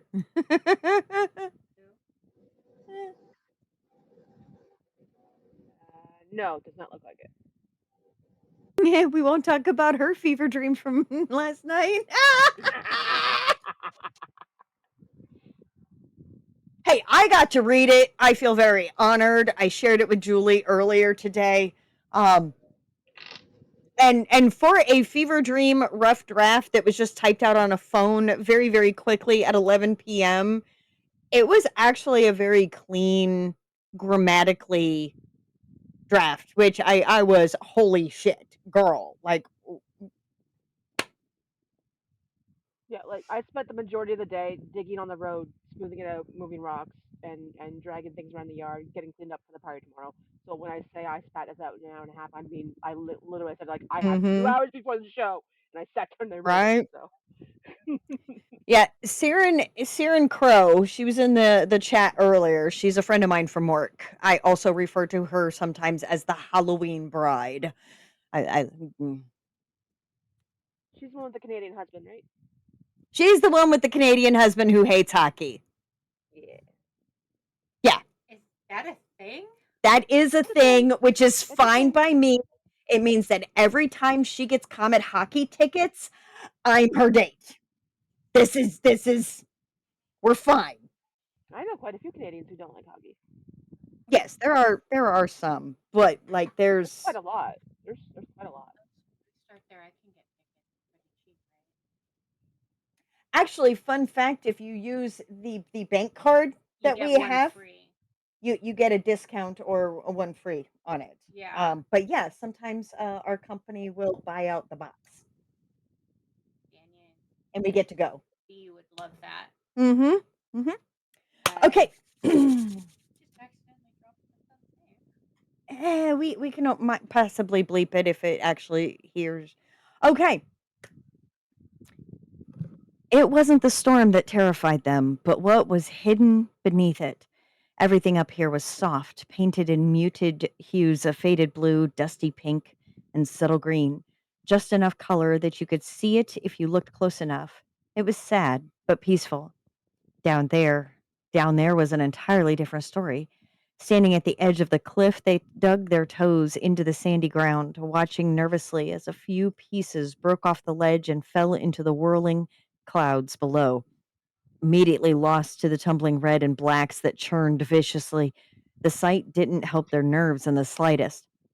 Shoving down the fear, they took in a sharp breath, shifted a foot forward so it hung in the vast open air, lingering a moment later before tipping forward and slipping into freefall. It only took a few seconds before they hit those rioting clouds, far too quickly for their liking. Lightning flashed and crackled around them as they continued falling. This time, nearly a minute passing before they came out the other side of the violent storm. The world they were in now was painted in a far harsher light, everything bathed in bright, gleaming red and accented with dark, gloomy shadows. Tall buildings jutted out from the ground in sharp, harsh angles, and craggy rocks speared through said buildings with a visible cruelty, like the ground had purposely aimed at the towers before the spire burst from the ground. Rapid rivers of freezing cold water wound between the rocks and buildings, carving the land up into sections that the denizens down here claimed as territories.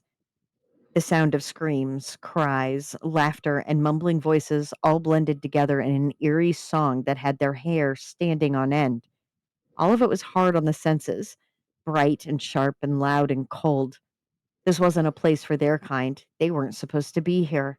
They could feel the weight of this place already sinking into them. As soon as they'd cleared the clouds, they'd started falling even faster. It caused them to stumble as they reached the ground, barely keeping on their feet. Once they were steady again, they crept to the edge of the cracked boulder they'd landed on, peering nervously over the edge. The storm continued to rage and flash overhead and was definitely much scarier on this side of it. The lightning constantly arced through the clouds, hitting buildings and rocks now and then and sending them crumbling to the ground. The bright light of the lightning flashed across the landscape below, illuminating the figures that wandered about without any concern for the rioting storm above them. They shouldn't be surprised by the indifference, since the storm was never ending, but it was still unnerving to see so unconcerned. Though, considering the kind of people that existed here, it shouldn't be that big a surprise. Steeling themselves, they began scanning the nearby rocks for a way down, in and out. The sooner they found their book, the sooner they could get back. Hopefully, before anyone found out they'd dropped it to begin with. The problem laid in finding it. This land was infinite, after all, stretching in every direction as far as it needed to in order to accommodate its denizens. And unfortunately, there were more every day. Luckily, if they focused, they could sense their book. So as long as they could stay calm and concentrate, they could locate the book and get out. A feat that shouldn't be difficult at all in a place like this. The lightning flashed again, close enough that they flinched, and a small rock slid free to tumble down the cliff face to the next level, swiftly joined by another and another. Seconds later, half the mountain they'd landed on was sliding down, bringing them with it. They could only keep themselves balanced atop the tumbling rocks for so long. By the time everything came to a stop, they were buried under several large stones and ached all over. Choking back a whimper of pain, they pushed the rocks away, digging free of the landslide, only to look up at half a dozen sets of eyes gazing down at them. Terror washed over them at the group that had gathered around, staring down at them with varying emotions on their face. Some looked furious, others had manic smiles on their face. It was the ones that looked hungry that scared them the most, however. You're not supposed to be down here, the closest one hissed, his voice a rasping, rough tone, like he'd torn their vocal cords from screaming. Looks like the high and mighties up above sent us a present. Another one jeered, her fingers flexing eagerly. The fear deepened, and they slipped along the rubble as they tried to put distance between themselves and the group. But they only ended up with their back against a large boulder. It took them a moment to realize their hands, legs, and back were wet, and a quick glance had their breath hitching as they saw their skin painted the same bright red as everything else around them, bright as freshly spilled blood. Looking up at the group, the fear became painful when they saw the people were also stained that same shade of red, the same shade as the buildings surrounding them, as the rocks they'd just fallen down. Everything here was painted with thick, warm blood. It was no wonder the denizens had figured out they didn't belong. The pale cream of their clothes had them standing out starkly against everything around them. They were a literal beacon down here, attracting all manner of dangerous folk. Stumbling to their feet, they began climbing back up the rubble, crying out in fear as their ankle was snatched and they were immediately hauled back down. Released as soon as they hit the ground, they trembled on their hands and knees, fearfully watching the group gathering around them. There were more now, the crowd growing larger by the second, and this time it was a full circle, cutting them off from the cliff face that promised safety. Pressing themselves up against that same large boulder, they buried their face in their hands and drew their legs in tight,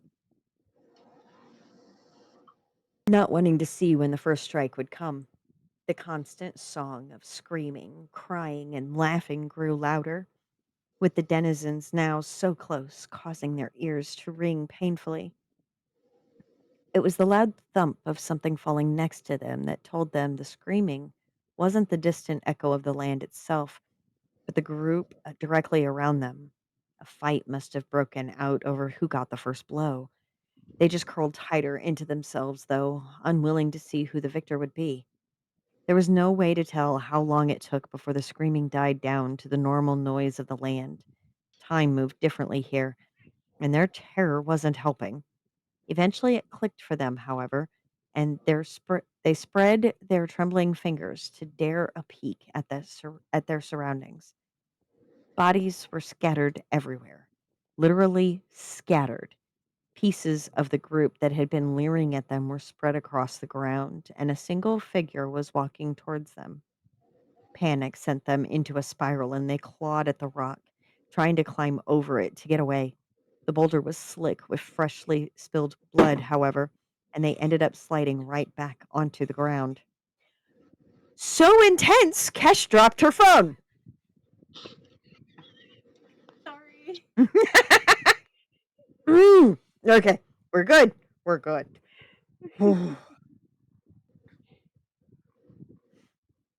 With a sob of fear, they buried their head into their arms, still refusing to watch their demise. They should have faced the consequences of losing their book instead of coming to their own. This was so stupid. They were so foolish. They'd much rather have been unmade in an instant than be torn apart like this. Footsteps scraped across the ground in front of them, and they flinched, waiting for the pain. When it didn't come, their breath caught, and they chanced another look, peeking up through their bloodied hair at the person looming in front of them. Tall. So tall. Taller than them. Dark eyes, not in color but in emotion. A handsome face, but set in a terrifyingly blank expression. A deep, jagged wound carved across one of their shoulders oozed blood at a crawling pace, cutting deep enough into the joint that the limb itself should have lost function. And yet that arm reached towards them as he crouched down, turning their face upwards to look at him. Those dark eyes studied their face, that handsome face shifting into a disapproving frown. "You're not supposed to come here," he scolded. But the words felt different coming from him. From the previous man, they were a taunt, a mocking that warned of the pain that was about to result from that decision. When this man said them, It felt like disapproval, like he was disappointed in them. The sense of disapproval freed their voice and they uncurled themselves from the ball they'd ended up in. I dropped my book, they explained, a pleading tone. I need it back. It'd be disastrous if it's left down here. I have to find it. And you came alone? The man asked, still sounding disapproving. They couldn't help but bristle at that, puffing up just slightly. I can sense where it is. I would have found it quickly and gone back, but the rocks. Turning back to look at the landslide, their heart ached as they saw how impossible it looked to climb now. Something tells me you can't fly down here, which means getting back is going to be hard to do, the man mused, and they swallowed nervously as they looked back at him. Please help me find it, they asked, their voice a whisper. Dad had his eyebrows rising in surprise, barking out a sharp laugh. You must be desperate if you're asking someone from here for help. You didn't even know what I did. It can't be that bad, they argued, sitting up and pressing closer. If you were truly terrible, you would have been sent to obscurity, but you're here, which means you have a chance of healing and being reborn. This could help you. You think just because I'm here in Sedent that I'm not that bad? He asked. You're pleading for help from a murderer, you know. I killed over 70 people before I ended up here, and I've only added to that number since. That indeed had them hesitating, but they didn't pull away. Instead, they studied his face, their brow furrowing. Why did you kill the people attacking me? They asked, and he scoffed. They're not dead. They'll recombine in an hour or so and continue tormenting each other like we all do. But Sedent is meant to be a place of recovery, of healing, so you all can move on to be reborn, they insisted, and he gave them a flat look. You all upstairs really have a positive outlook on what it's like down here for us, huh? He grumbled, shaking his head as he stood. I killed them because they were terrible people, barely qualifying to be here instead of obscurity. I should know. I've been here for decades, and I've learned to recognize my own kind. Then why didn't you attack me? They pressed, and stumbled to their feet when he hesitated, pouncing on his wavering. Help me find my book. I will go back and speak with the judges and have them grant you rebirth. What makes you think I even want to leave? He continued arguing, stepping forward to close the distance between them. Despite the fact that he indeed intimidated them beyond measure, they managed to keep their chin up, meeting his gaze without flinching. His eyes narrowed, then he let out a heavy sigh, taking a step back and scratching at his blood-soaked hair. Fuck it. I'm bored anyway. At least if I tag along, it'll give me more chances to tear these idiots apart, he grumbled, kicking at one of the nearby legs that had begun to twitch. Those dark eyes turned to look at them once more, and the smirk he cast them and the smirk he cast them had their hearts speeding up in both terror and something they refused to look closer at. So what direction is this book of yours? Hello, darling. I literally didn't reread that at all before I sent it, so that was practically experiencing it all over again when you read it. So thank you. I forgot half of what I wrote.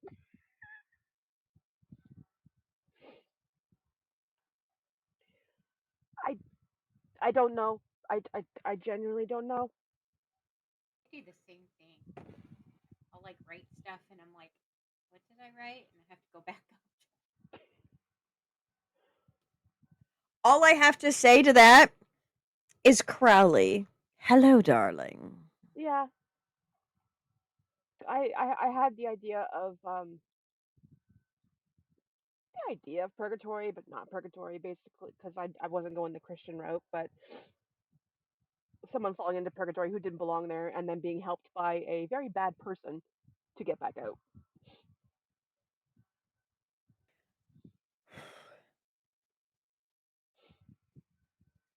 Because I like my morally gray men. Mhm.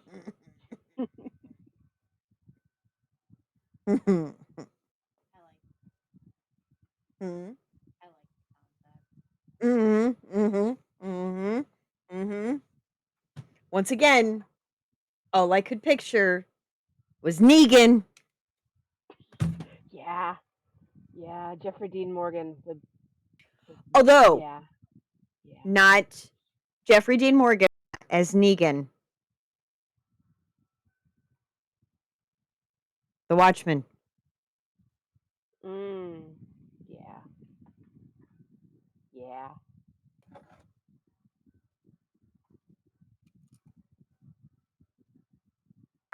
I was just saying. Don't laugh at me, Kane.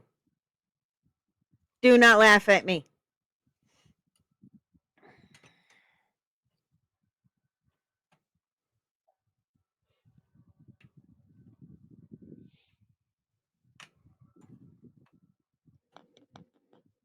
I mean, Yes, the comedian. Okay. Craptastic. I have been trying to prevent kitty cats from making washi tape roll all over my office. So I put them on.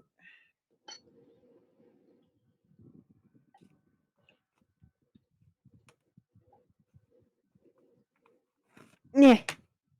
They'll beat you. They're cats.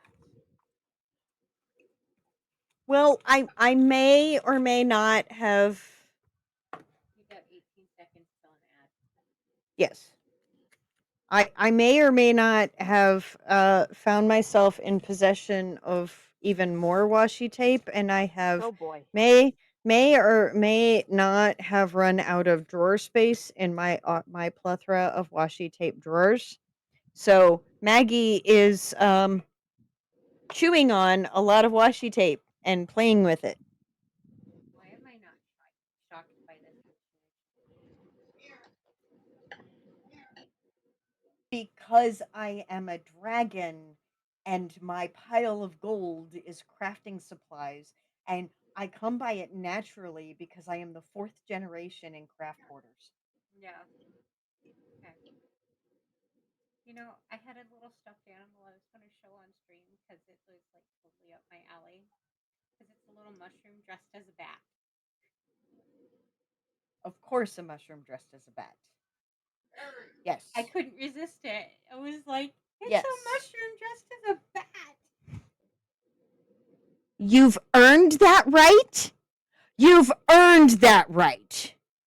I'm sorry. Come over here and say that to my motherfucking face.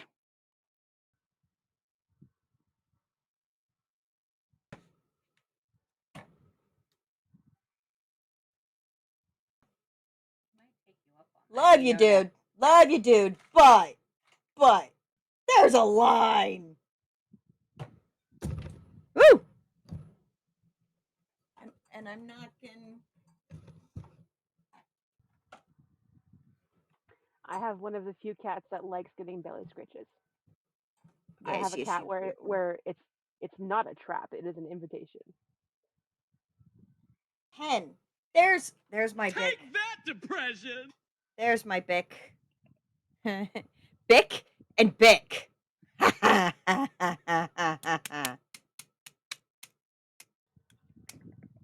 All right. Fearless leader, do you have your dice?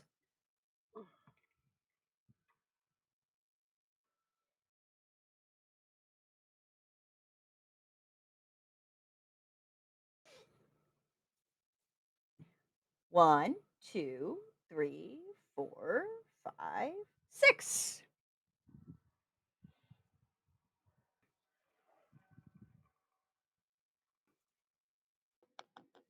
okay, we're starting off with the dice with a damn sense of humor. 26. 20 what? 26? 26. 26. Numerology brings that to 8, which is infinity.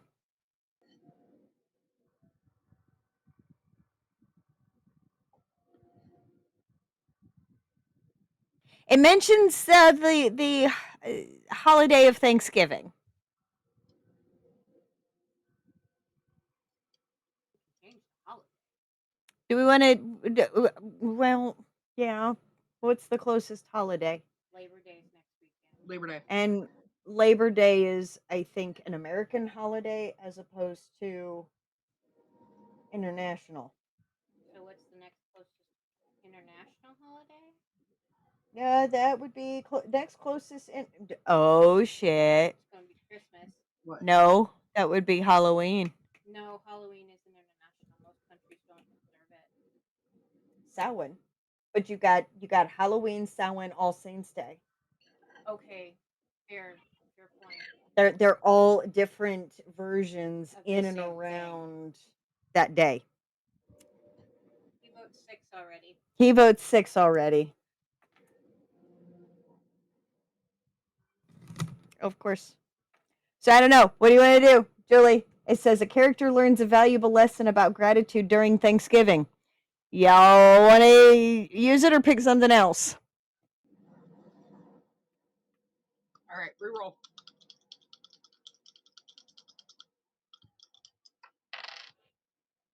$89.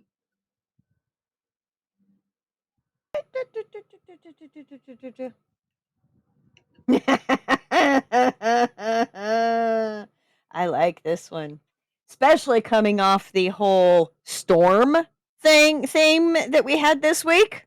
Okay? Remember, this is a concept.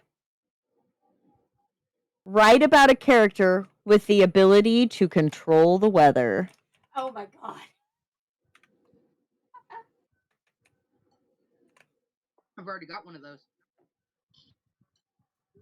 You do? My brain just immediately went to Aurora. Guess I'm gonna pick up my story next week.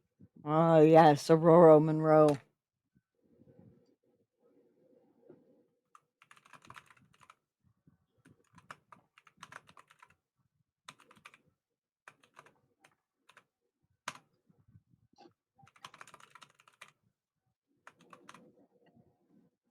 All righty then.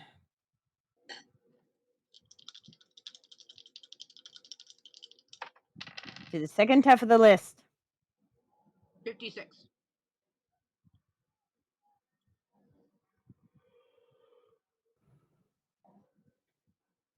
Ouch. 156. A character is given a once in a lifetime opportunity, but it requires them to make a significant personal sacrifice.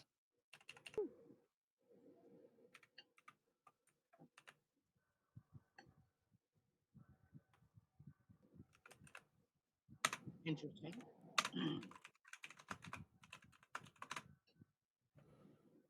All right, starting first line.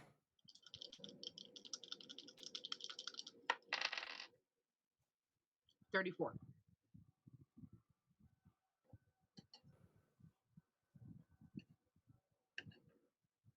If it had been any other day, she would have missed it.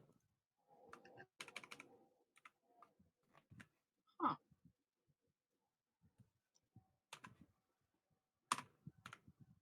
How is he wants me to continue this North story I'm doing?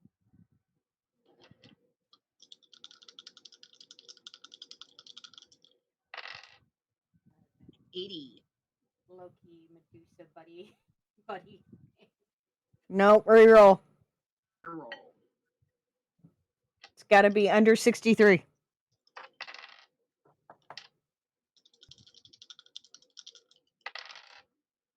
$56.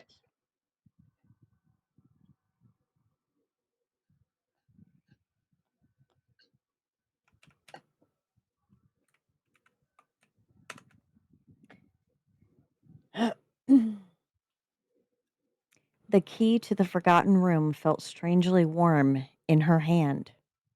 Submitted by Dahlia McEachern. I know, I love her submissions. Even though I'm absolutely scared where it's going to go, in her hands, it can go so many different places. I love her submissions. 25. And crowd favorite, use this dialogue.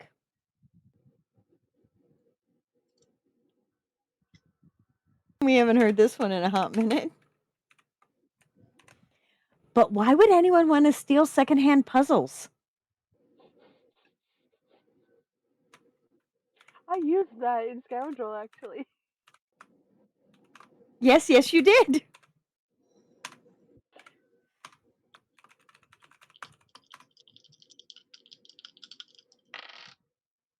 $56. Oh my God. We had 156 for all three. That's why I said the dice are going to be funny tonight. Scroll down, scroll down, scroll down.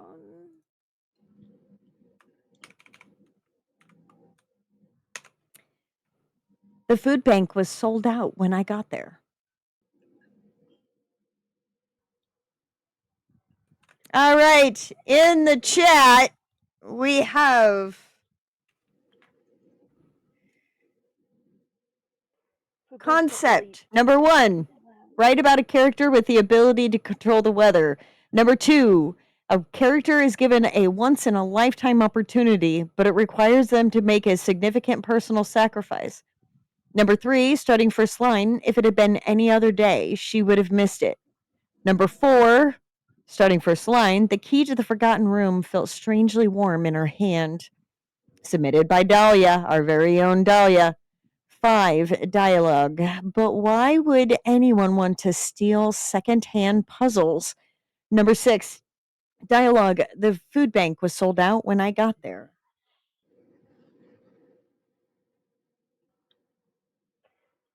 Technically, a food bank can't sell out, but I get the point.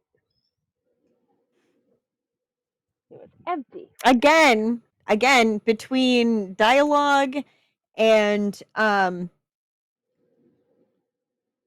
starting first line, adjust for the logic, right? The first two are concepts, and you just take that idea and you run with it. Starting first line is meant to prompt you, and as well as dialogue, and it can be adjusted for tone, for names, for whatever.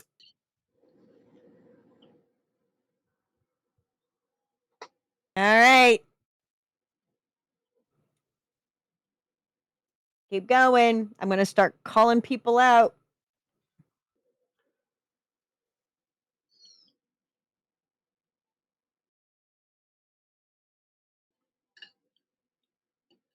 I got to tell myself to shush.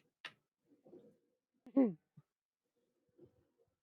because I've got it running over here so I can hear it through my headphones, but then I also have, and it's on this 10-second delay.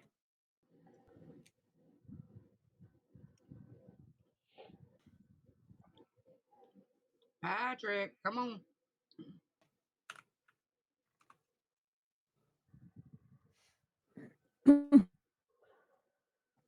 All right, Char, Shay, Patrick, Julie. Julie's thinking. While also chewing.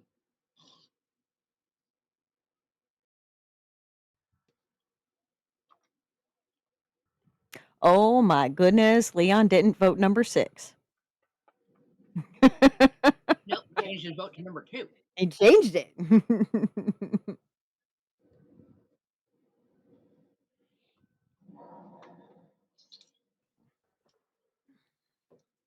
4 seems to be the heavy hitter. We love our Dahlia. We do. It's a good one. When I post it into the channel, I am tagging her, so that way she knows she sees it. Yes. And maybe she can. That's fair.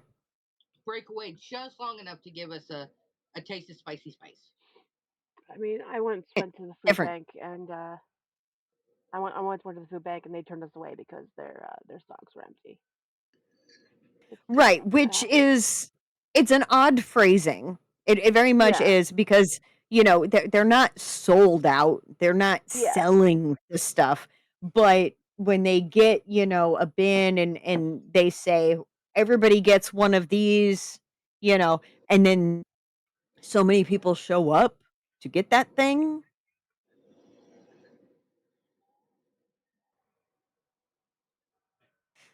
Yeah, that's why I made that comment See? earlier. The food bank can't really sell out, but they can empty out. Yeah. So really, the prompt should be the food bank was empty when I got there. Again, nitpicking. That makes more sense. Except let's remember it was generated by an American system. And do Americans make sense? Well, I I wouldn't be surprised. mean, I wouldn't be surprised if Americans were charging for the food bank. no, it's our phrasing. It's our phrasing, Oh, right? So, I know, but I still wouldn't be surprised. And I meant that oh fully no, derogatory. yeah, none of the ones around here at any rate. All right. Well, we do have a majority of the votes in. So, Julie, you get away with not having to vote again. Yeah, you were thinking real hard. Uh-huh. I had it down between two, and I was fixing to have to play any, meeny, money, mo. Yeah, I was torn between number 4 and number 5. I ended up going with number 4 because I've technically already written number 5. See, and I kind of liked number 3 too. If it had been any other day, she would have missed it. I See, liked that one I was too. between 3 and 4, and honestly, they kind of go together. Yep. So, all right, officially, change your votes so Julie has to vote. I think in the year and 8 months that we've been doing this, and we haven't even been voting for a year and 8 months. It's probably only been a little bit over a year, I would think. Um, Well, it's actually been like a year and like 3 months because we got about two and a half months in before we were like, no, we don't like that one. No, we don't like that one. No, we don't like that one. So we started doing, you know, I would roll the dice 4 times. Whatever we got, and that's yeah, I know, but that's a bit over a year. A year and 3 months is a bit over a year. yeah. It's been a little bit over that. So, a year and a quarter. It's a bit over a year. Yeah. Stop it. So, it is official. The key, starting first line, the key to the forgotten room felt strangely warm in her hand. Submitted by our very own Dahlia Mack. So that's what we got. Now, don't forget to tune in tomorrow because Julie and I are going to be very little disciplined good girls. And we are going to finish our submissions that we have been working on all flippin' day while getting distracted by stuff. And if anybody else does not get a chance to write up or finish or whatever, and you want to throw something together, you know how to send it through. Holdmypenpromptcast at gmail.com. Reply to one of your newsletters if you are signed up for that. Don't forget to sign up for the newsletter because, again, you get to hear about uh, events that our members, not just the panelists, but also our members are going to be attending, as well as new releases. We always list the 2 newest releases of our prompters and the most recent audiobook. But we got to know about them. So you got to, send us the links and the name of it so that we can go and add it in.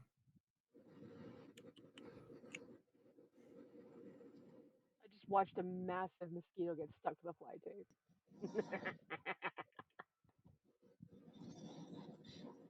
And this is why everybody was torn apart in her submission this week. What? They'll go back together. It's just temporary. Eventually, yeah. Not for the Eventually, big giant everybody will. mosquito. No, that mosquito's dead. Oh my god, there's a June bug on there. I mean, personally, for me, it gave me very much monsters vibes when they Monsters. blow the monsters under the bed apart, and then he's slowly like creeping himself back together, and I'm sitting there like, no, I see it. I actually was in visualizing some of the scenes that I happened to catch of the Dark Tower movie that they did with Yeah. Idris Elba and Matthew McConaughey. And I gotta say, just that fact, right? I'm used to seeing Idris Elba as a bad guy, or at least a not good guy. Yeah. Right. Oh God, have you seen Luther? He is No. not a good guy. He is not a good guy in that. Honestly, Like, the only thing I could think of that Idris Elba has been in is Zootopia and uh uh oh, what is it? Pacific Rim.